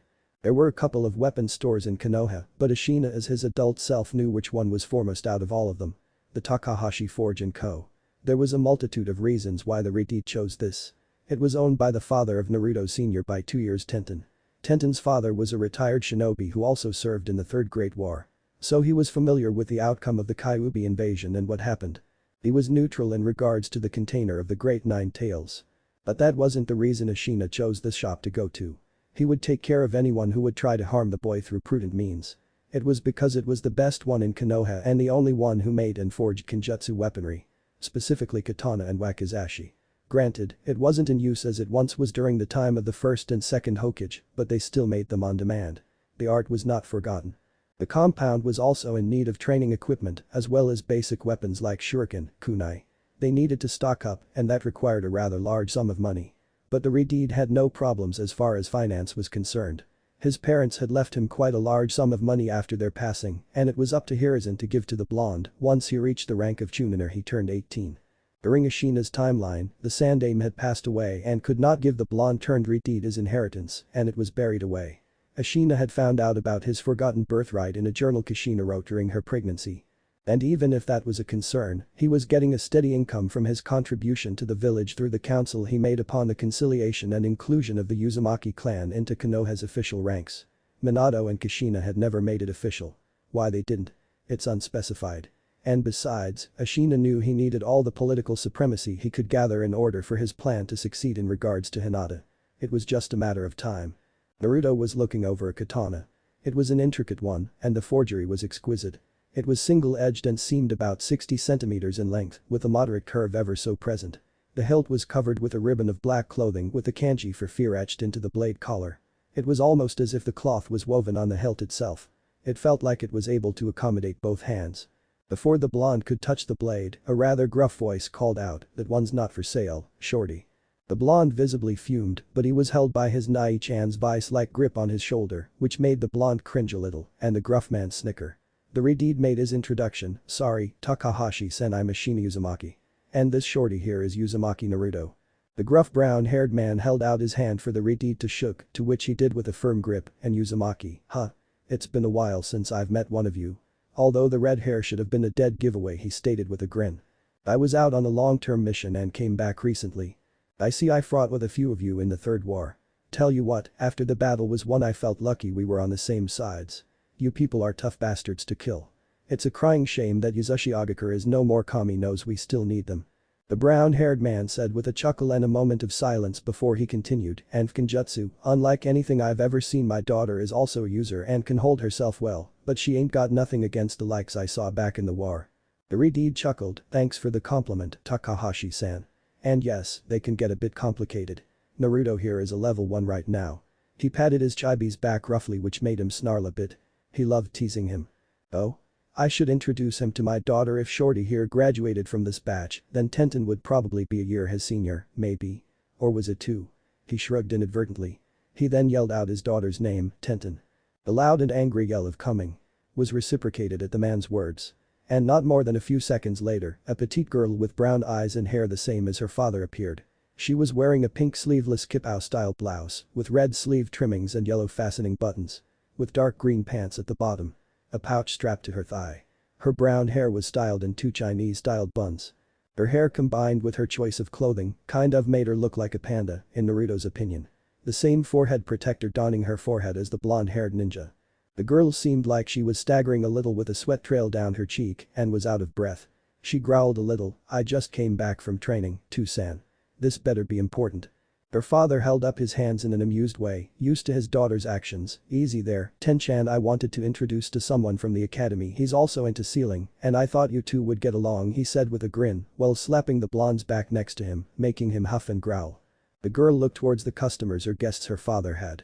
A tall and gorgeous Redeed with a perfect jawline and cheekbones was standing.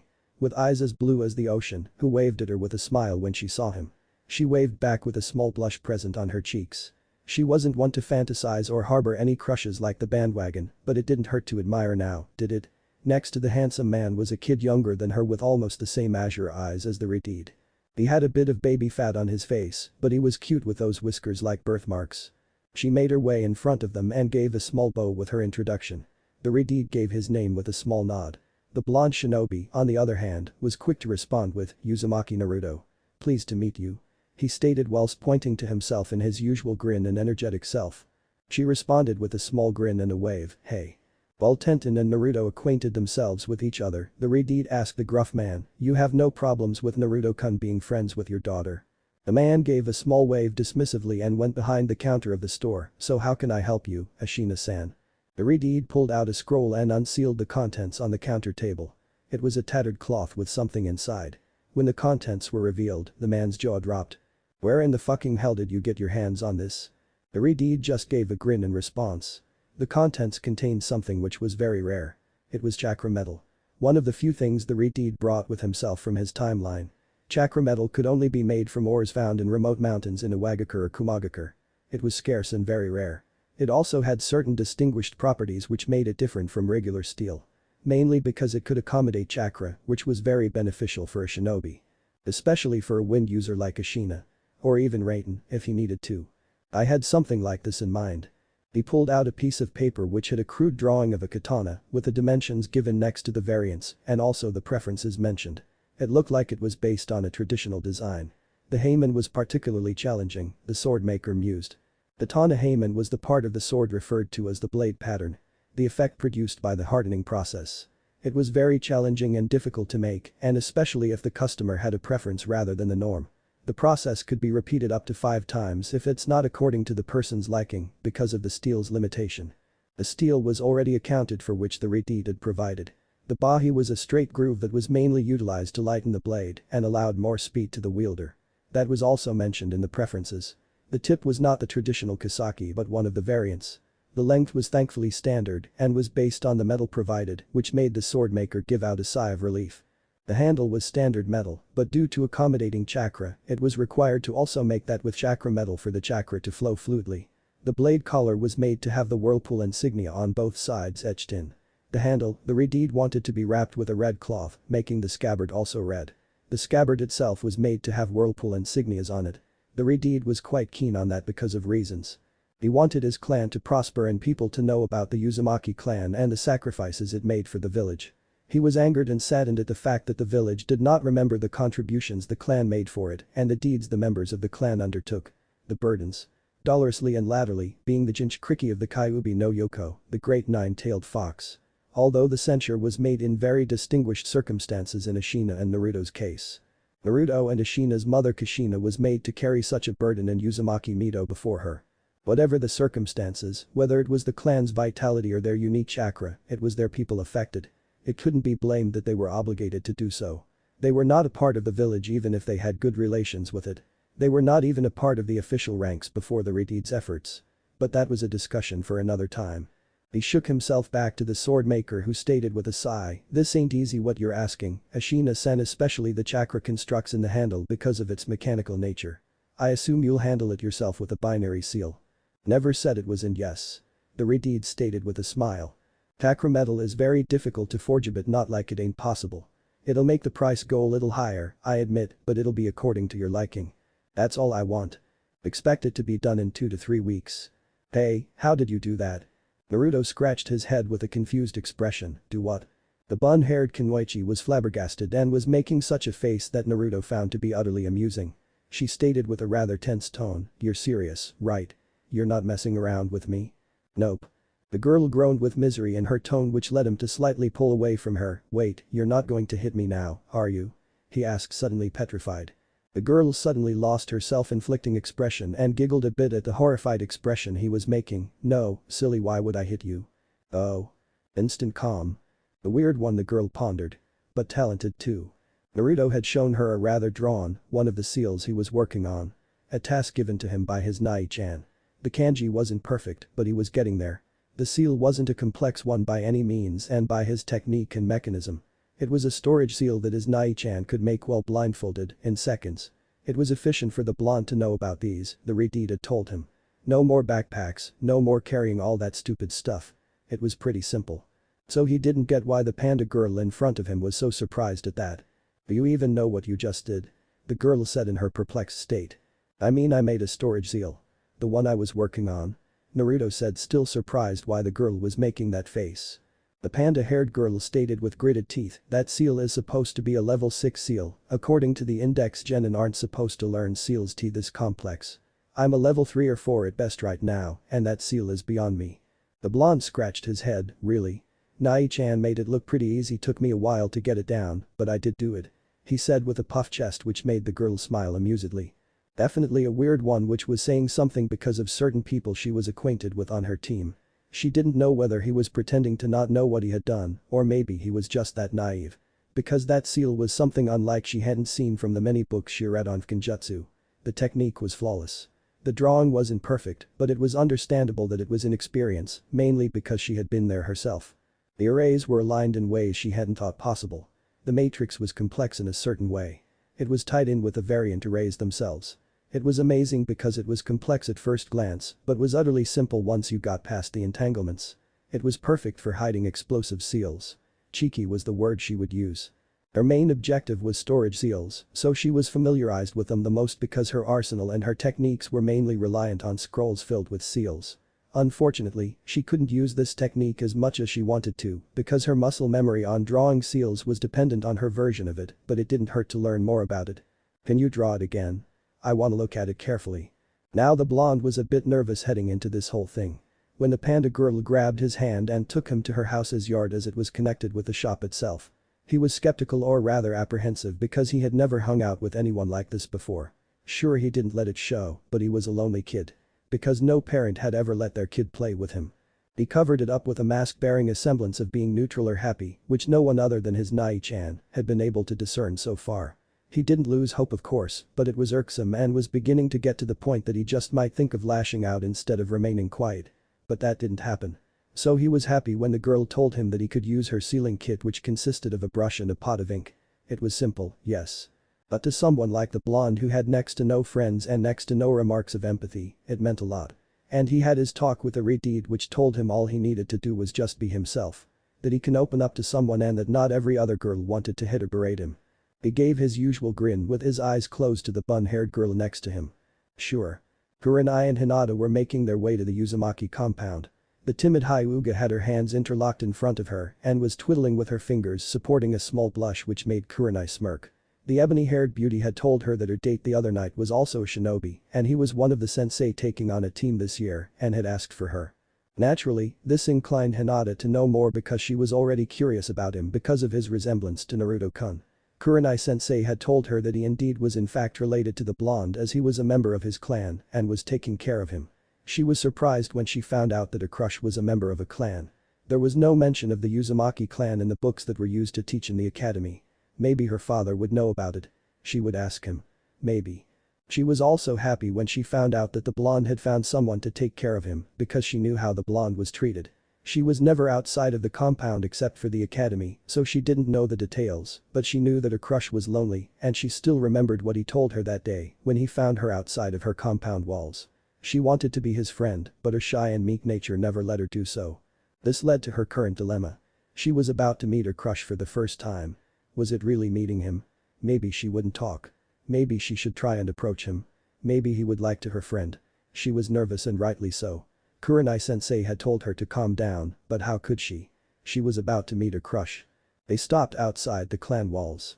The gate was open already. The Redeed must have detected their arrival.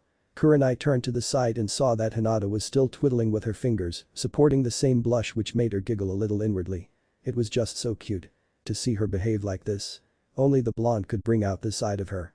She was shy and reserved, but it was never this excessive, to say the very least. She had an idea about helping her student, but it all depended on this meeting. She knelt down in front of her modest student. Now, Hinata, what did we talk about? She stated with a slightly stern tone, but amusement could very well be detected in her tone. Not that her student was in a position to detect so. Sensei, please, she said in a barely audible tone. Let's go back. The ruby-eyed beauty hummed with an inquisitive tone. What would Uzumaki-kun think, I wonder? This had the desired effect on the Hyuga, as she titled her neck with speed. Her future father-in-law would have been impressed by. She continued, and what was that motto that Uzumaki-kun had, or rather lived by? The stern expression replaced by her meek and gentle one. T2 never G go back on MIW word. That's my end ninja way. She said or shouted rather with her eyes closed and her hands and fists clearly amped. But it was short-lived when they heard, "Hey, Kurenai-sensei." The blonde was walking towards them with one hand in his pocket and a small wave which oddly reminded Kurenai of Kakashi somehow. He was grinning with his usual squint. The indigo-haired girl next to her, on the other hand, was not doing so great. She let out her usual leap and hid behind her sensei at the sound of her crush coming forth to greet them. The blonde noticed that and was curious as to who she was and why she did that.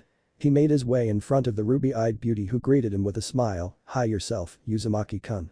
The blonde then pointed to the girl who was hiding behind her sensei who just shook her head with an amused smile. He went ahead and greeted with his usual enthusiasm, "Hey. Hinata, right. We're in the same class together." No response. He continued with a small frown, "Hey, why are you hiding, you know?" This had the desired effect as the girl separated discreetly from her sensei one step at a time.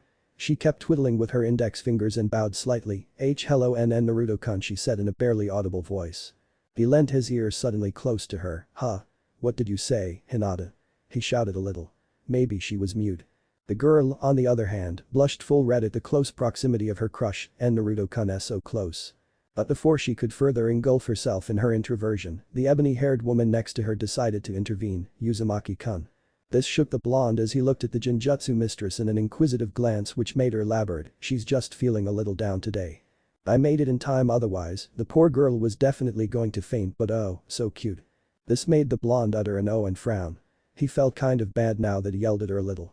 If his Nai-chan was here, he'd definitely get shredded for that. He then approached the indigo-haired girl whose face was kind of red. Maybe she had a fever. He gave a small bow. "I'm sorry, I didn't mean to yell at you. I hope you feel better." This surprised a ruby-eyed woman next to the girl because the cute gaki was never known for his conduct. It was actually quite the opposite. An innocent frown was on his masculine face, making his whisker marks wrinkle, which was the Hyuga's favorite part of the blonde's face, next to his gorgeous blue eyes. Now was not the time to fantasize. She felt really bad that she made the blonde feel this way. No. She had promised herself.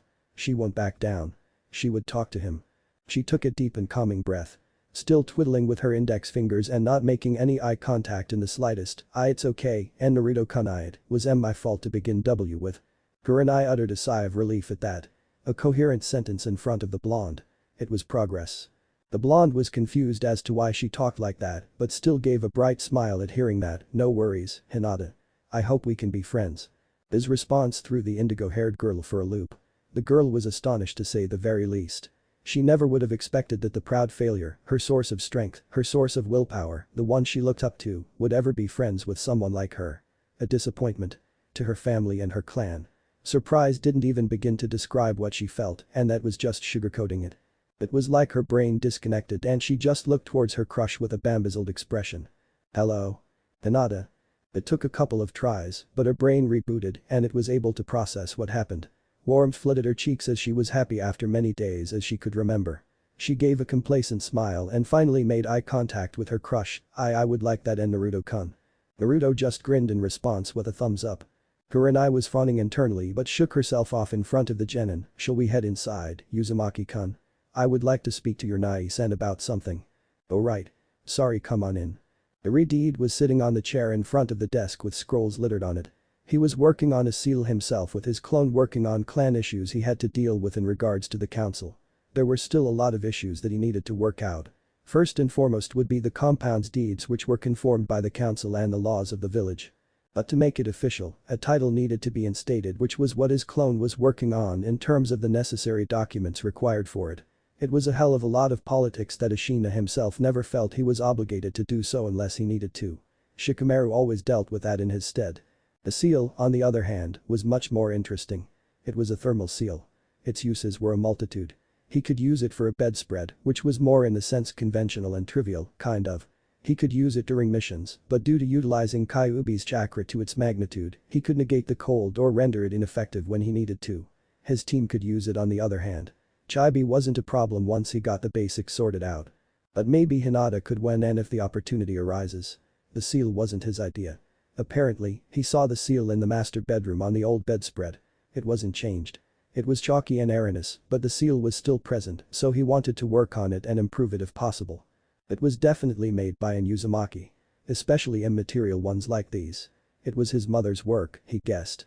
The journal that Kushina wrote had mentioned that during her free time during her pregnancy, she polished her genjutsu skill because she couldn't train or take missions, obviously due to her condition. She had gotten lax in her seal making and that she needed to draw them rather than a direct appliance. Minato had gotten better than her and she had always considered him a rival. So it was a matter of pride for her.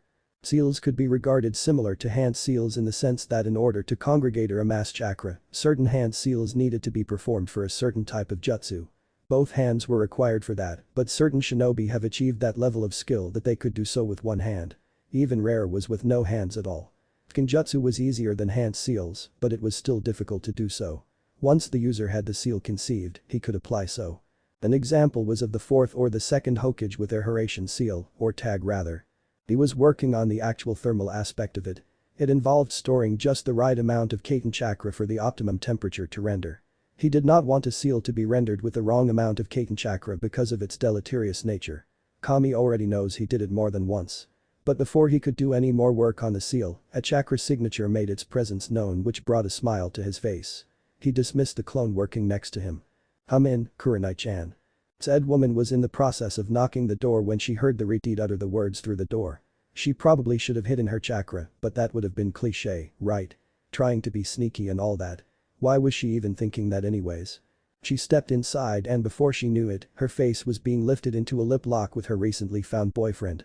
So much for being subtle and having the awkward air around them. She had missed the feeling of having his soft lips against her own, so relented wholeheartedly with a small hum. Unfortunately, there wasn't any tongue involved much to her displeasure and the redeed separated before she could do anything. Not that she wanted to, of course. He separated whilst cupping the ruby-eyed beauty's face with his hand. "I thought I'd save us both the awkwardness, you don't mind, do you?" Knowing exactly how the woman was going to respond. She shied away from his hand with a complacent smile while mumbling something in the negative which made him snicker and her frown due to his response. She kept her frown which made him stop and utter with a small grin, "Okay, I'm sorry." He really wasn't. She sighed. She was used to Anko's antics, so it wasn't really a surprise if her boyfriend was the same way.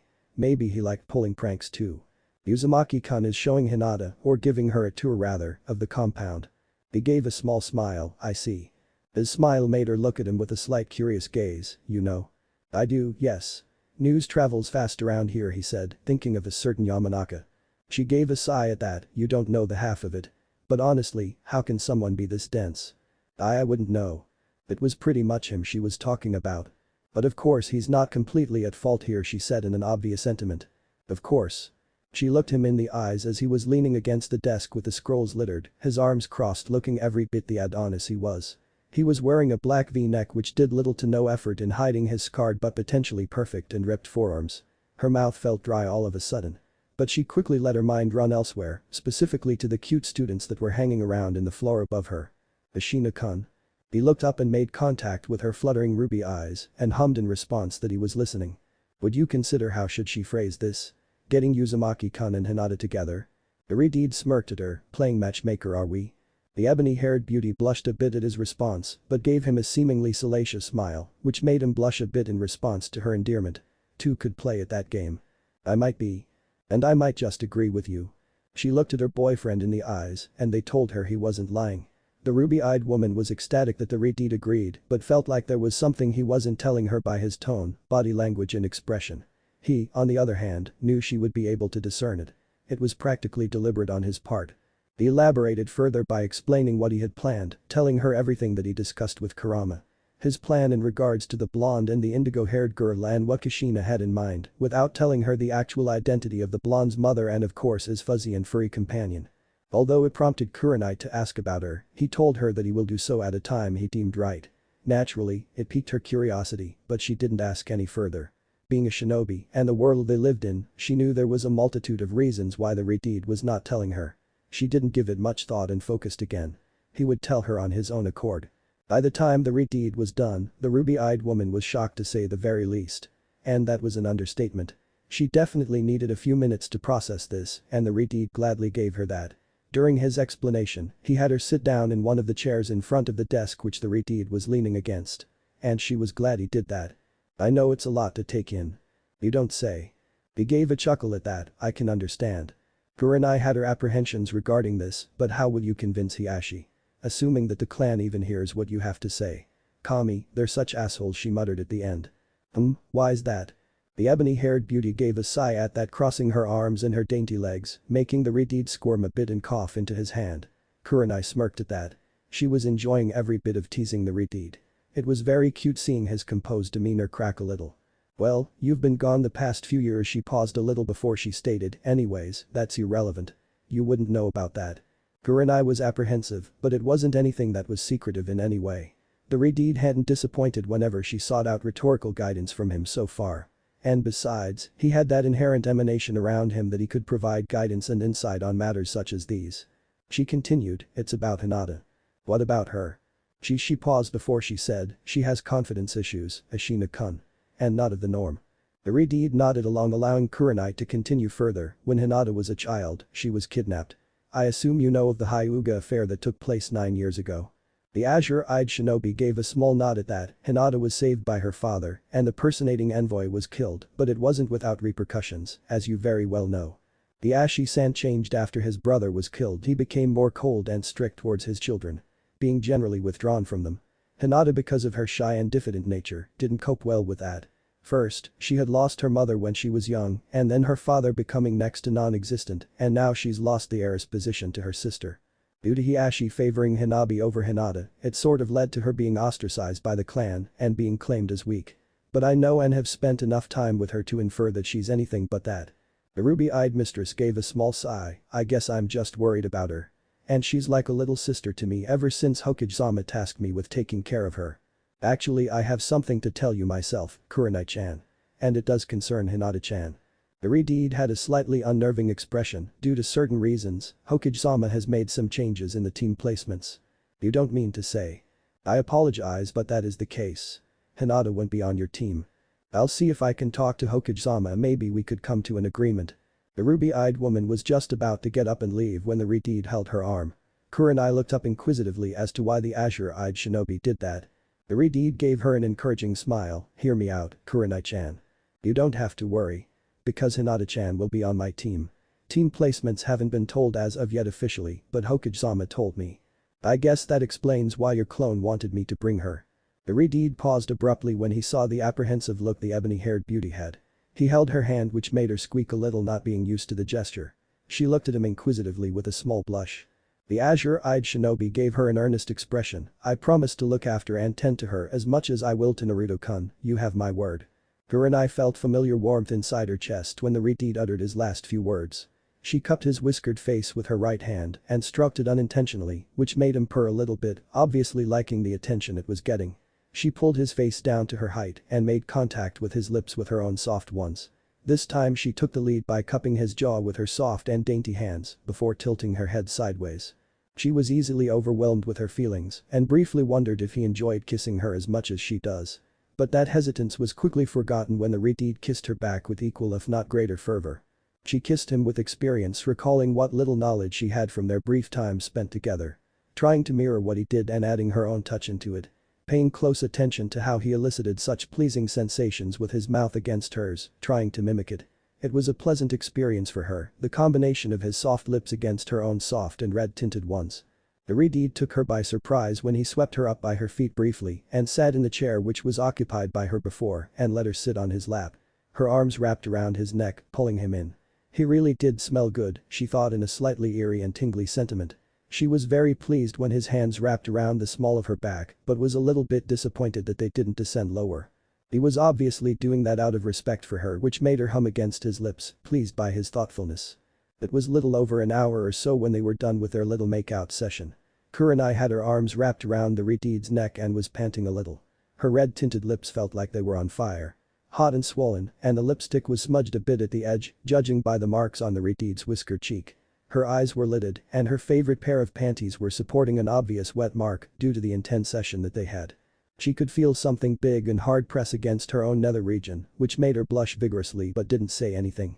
She couldn't explain it, but she felt sort of proud that she made that happen. But wasn't really consenting with her own feelings about it. Obviously choosing to ignore such crude and lewd thoughts. And to her surprise, the Redeed himself was supporting a small blush and was panting a bit. His expressions just as much enthralled as hers.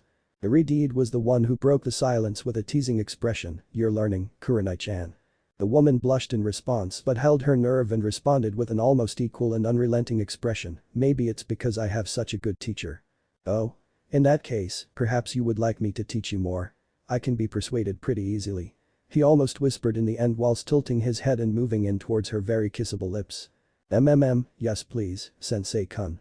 Naruto's room comprised of two-tone painted walls. The upper coat was painted almost a hunter green. Almost like his old apartment room. A poster with plastered on the wall with a no ramen. No life catchphrase. Definitely Naruto. The room had a double-sized oak wood bed with a Uzumaki spiral on the headboard, a simple side table standing next to the bed with a lamp on it. The windowsill had a tandem of plants which were gleaming in the sunlight. They looked like they were well taken care of judging by the arrangement of the plants. Looking closely, Hinata could judge that it was a style which was fairly known. Being a member of such an illustrious clan and also being the former heiress of the main family, Hinata was well versed in the art of flower arranging. Her father had instilled such activities to both her and her sister as they needed to perform the part of being a member of such a prestigious clan rather than simply playing the role of it. He was adamant about that during various parts of their strict upbringing. There was also the fact that it was tradition. And besides, the self-effacing Hyuga loved flower arranging. They had their very own teacher who was of the clan, but Hinata visited the academy and took classes which were specified for Kunoichi which included the art simply because she was passionate about it. There were two pots. One of them was a tree she loved arranging. It was cherry blossom. An old symbol of the wabi-sabi concept. Her first thought went out to their classmate Sakura-san, whose name translated to the plant literally. She knew of the blonde's crush and briefly wondered whether it was kept as an evocation of her. But quickly shook herself off of those thoughts. It was too creepy even for her standards, who some would say was a profound stalker of the blonde and the plushy doll she kept of her crush in her bedside table in her room. No. Definitely not creepy. Second thought she had was that the blonde kept it as a symbolic gesture of what the plant represented and what it signified ethnically. Cherry blossoms were representatives of transience and imperfection. But contemporarily, they signified benevolence and kindness. That is why they were considered such a gratifying gift to give to someone. This led Hinata to her current conjecture. It wasn't a far-fetched thought as the plant already had a distinct style. But before she could contemplate more on the matter, she noticed that the other current occupant of the room was staring at her intently, which made her blush heavily and start twiddling with her fingers again. During their tour of the compound, Naruto exaggerated, telling her about himself and about his Nai-chan, and Hinata listened on intently and gave her thoughts here and there. She noticed there was lot more to the blonde than he let on. Especially when she heard some of the training regimens the blonde was undergoing. Mainly regarding Fuinjutsu. Even the pot had a seal which rendered the plant according to the optimal conditions from what Naruto told her. The blonde was looking at her with an intent expression. He took notice of the nervous habit of her twiddling fingers without knowing it was a nervous feedback. He didn't know why she had such weird habits. She was definitely shy, he gathered. And her face got quite red whenever he got close to her. His Nai-chan did say that he should communicate with people to get to know them better rather than making assumptions. He should probably ask her. He again went close to her without realizing what that could cause. Say, Hinata, why does your face get so red whenever I get close to you? She was too busy twiddling with her fingers and her eyes were closed shut so she didn't notice the blonde moving close to her. She let out a squeak. Beep. She jumped a bit, obviously not used to the proximity, and was about to fall, but imagine her surprise when the blonde caught her and stared into her pale lavender-tinted eyes with his cerulean ones. It was too much for her. He gave her one of his cheeky eye smiles, which made her blush heavily on top of her already red-tinted cheeks. She definitely felt like she looked like a tomato right now. But this might be the perfect moment. This could be it. This might be her chance. She could confess to him. Hinata jumped in his arms and answered in regards to his previous question. It was relevant to her confession, of course. Looking up at him almost like a startled bird, oh yes, and Naruto-kun, it was when it happened as she stopped abruptly. The way he was looking at her with such a concerned expression and her being in his arms was too much for her poor timid soul. Her eyes rolled towards the back of her head and she slumped in his arms as unconsciousness took over her. The blonde, on the other hand, panicked when the girl fainted. It all just happened so fast. He was lucky he caught her and just gave her a nervous smile and afterwards a concerned expression when he did. But that seemed to have the opposite effect as she had an expression that was literally awe. And then all of a sudden blank. A dead slump in his arms. Was she dead? Nai-chan. A couple of seconds later his Nai-chan sunshined into the room with oddly enough Kurenai-sensei in his arms. Her hair was disheveled and her face was almost as flushed as the weird girl in his arms. And were those bite marks on her neck? The Redeed had a slightly panicked expression when he arrived in the room, but when he saw the questionable position his chibi was in, it changed into a grin which was mirrored by the Kenwaichi next to him, but with a small giggle. The blonde, on the other hand, was furious, but at least was not in a mental state of blunder, as he was assured that his new friend was alive when he saw her breathing normally. He frowned at the supposed adults in the room and yelled, "Why are you guys laughing, you know? Can't you see?" The ruby-eyed sensei was the one who answered, still laughing, "Please lay her on the bed, Uzumaki-kun. I was almost wondering when it would happen." The blonde was confused but still did as asked. He let her down on the large bed, placing her almost smaller than his form on the bedspread carefully, placing her head on the pillow. After he was done, he let out a sigh of relief. He heard snickering and focused his attention back to the adults in the room and glared at them, which made them stop.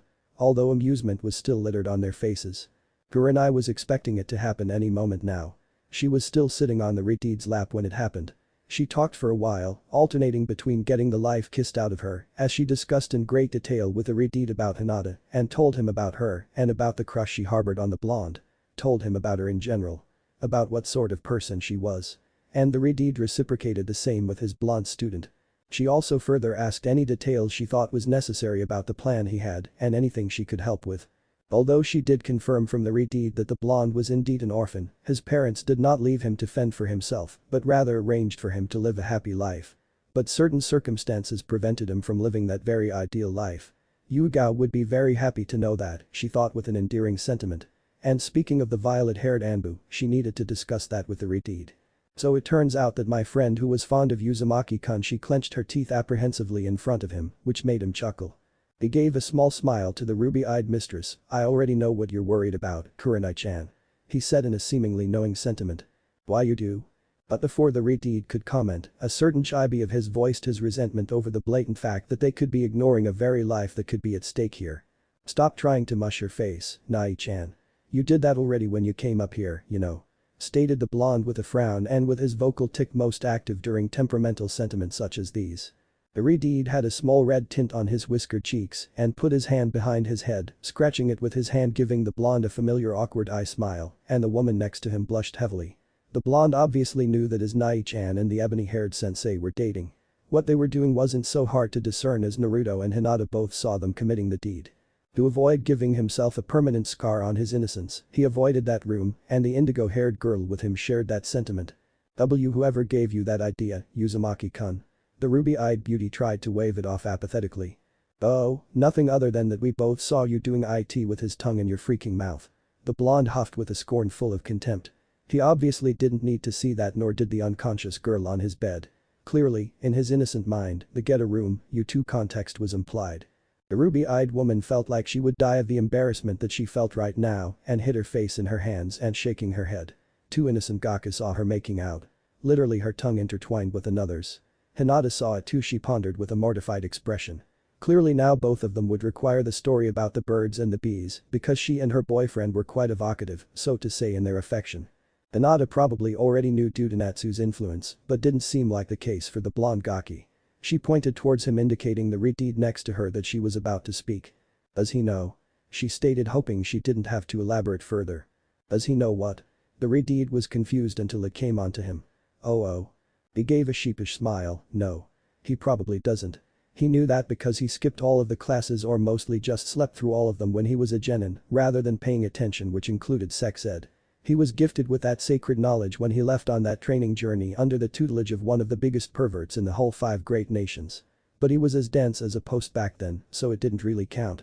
Because who in their right mind would refuse to lose his virginity to one of the women who were throwing themselves at him simply for the sake of being loyal to a girl who did not even give a shit about him? Oh, how dumb he was. They weren't common whores, mind you. They were respected women, but just liked candy and more provocative terms. And the blonde-turned Redeed did not disappoint the opposite gender in his teenage years.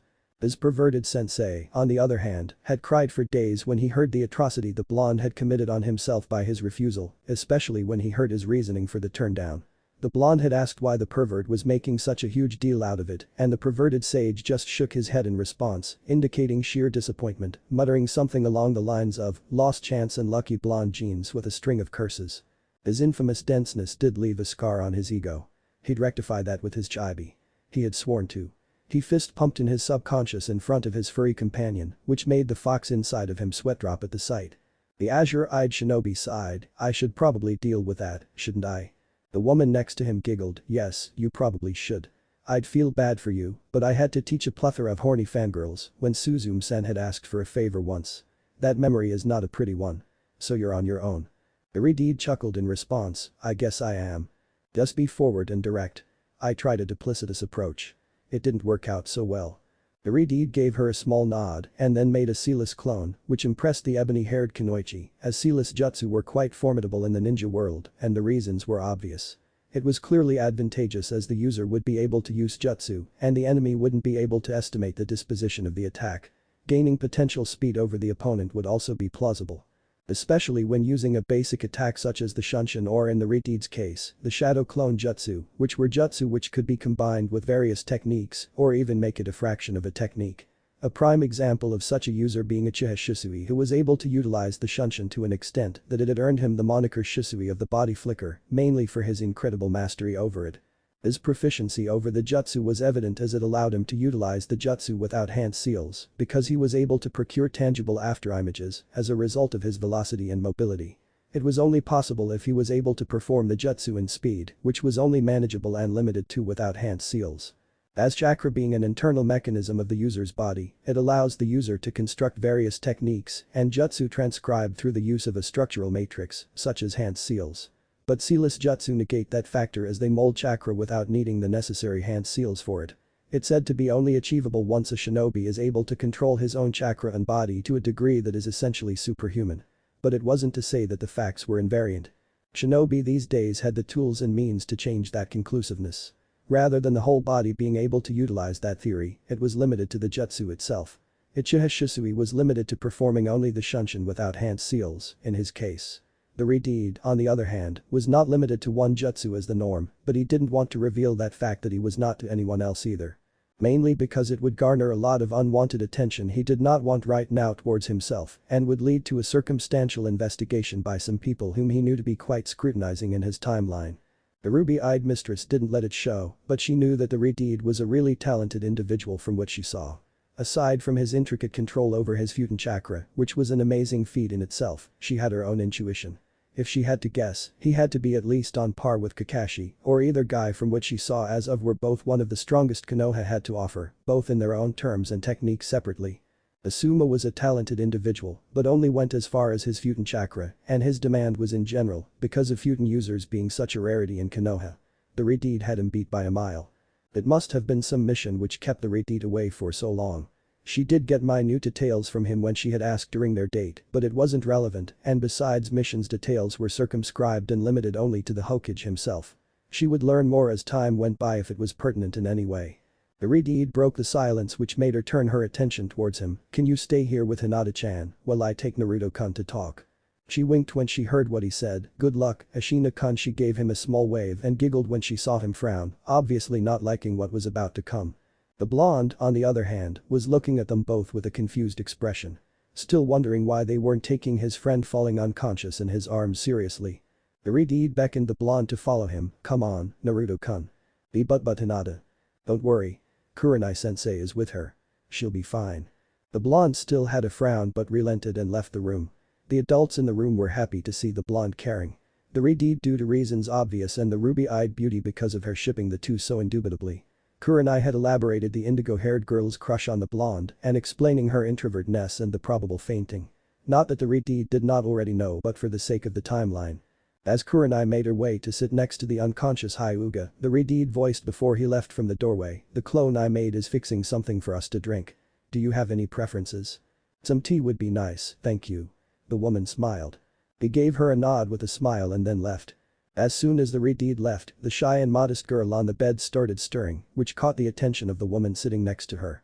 She woke up and yawned cutely, rubbing her lavender-tinted eyes until she noticed she wasn't in her room, rather in someone else's, and until she noticed her caretaker and sensei. Sensei?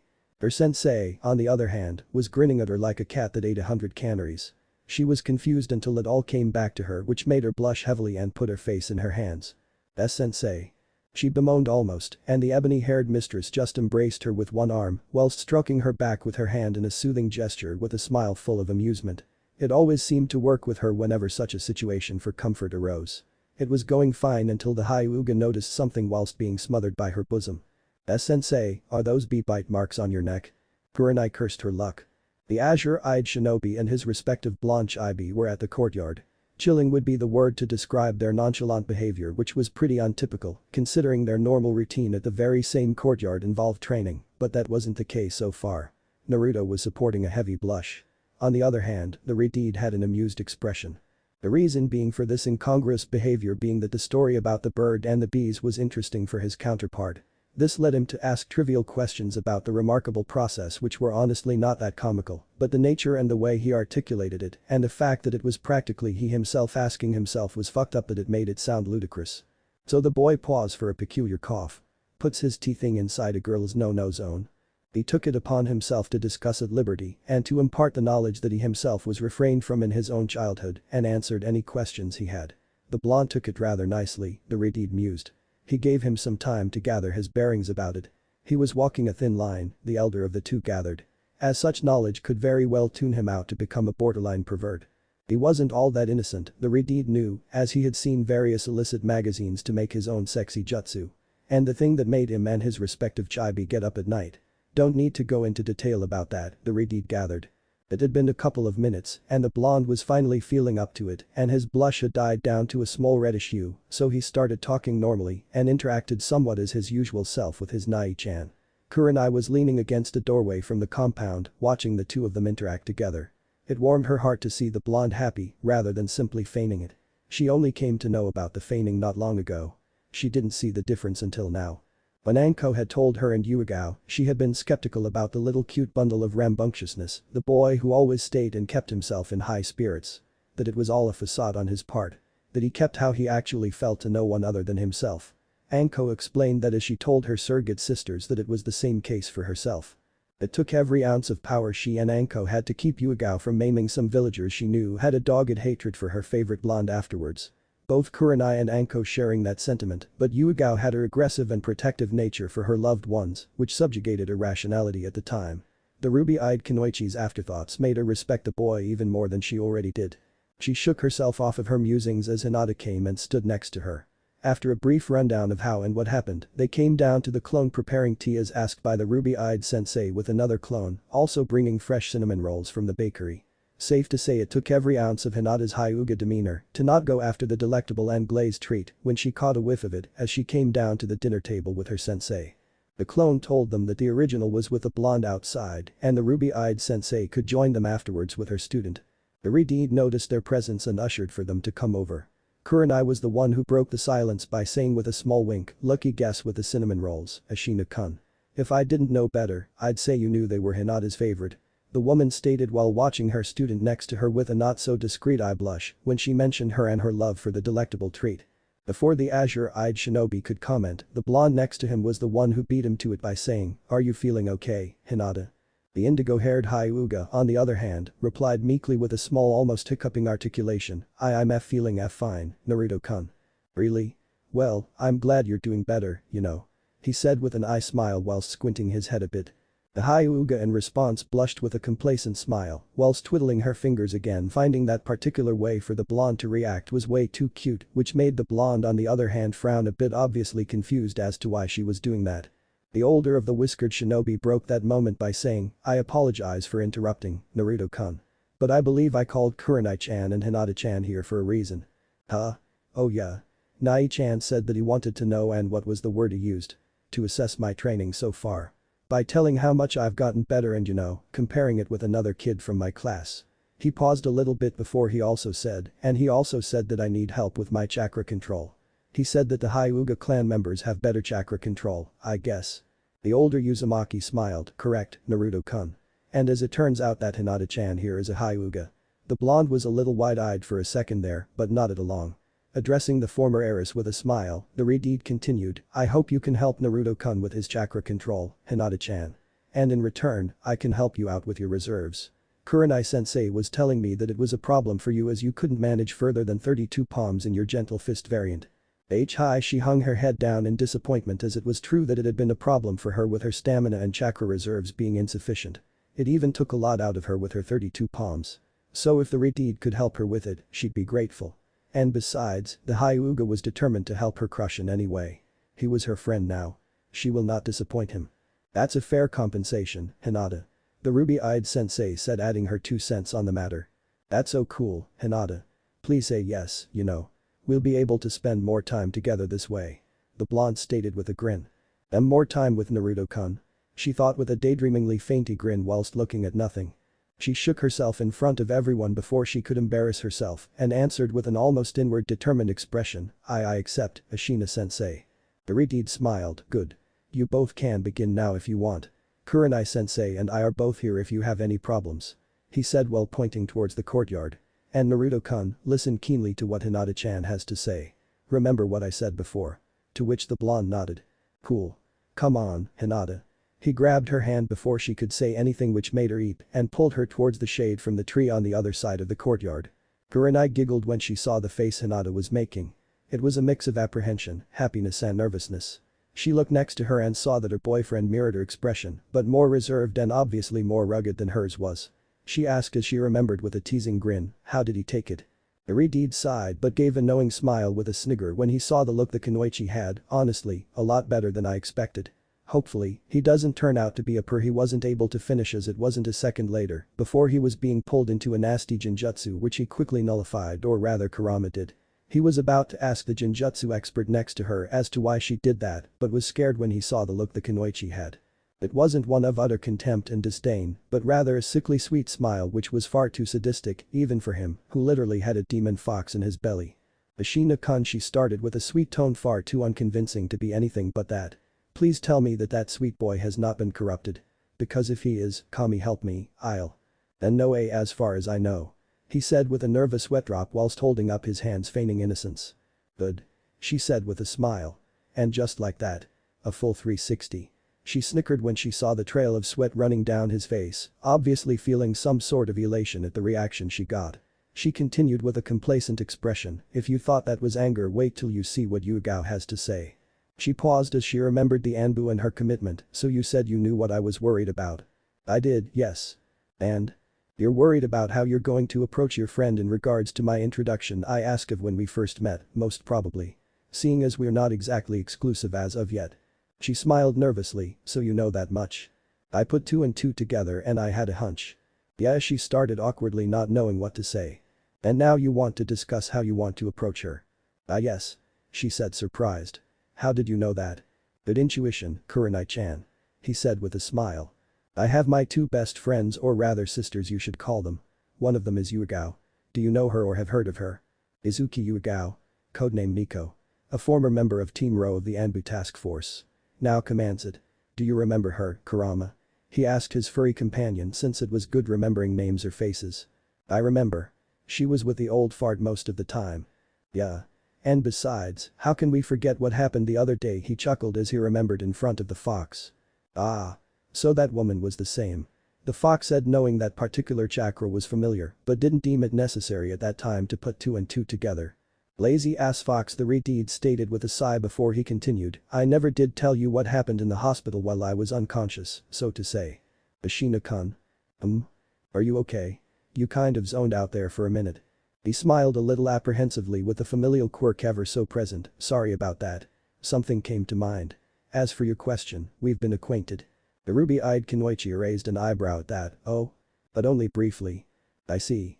He was about to say more, but it was when an Anbu with a white cat-like mask made his signature known as he appeared in front of them in a swirl of leaves. Ashina-san, the Hokage requests your presence for a council meeting.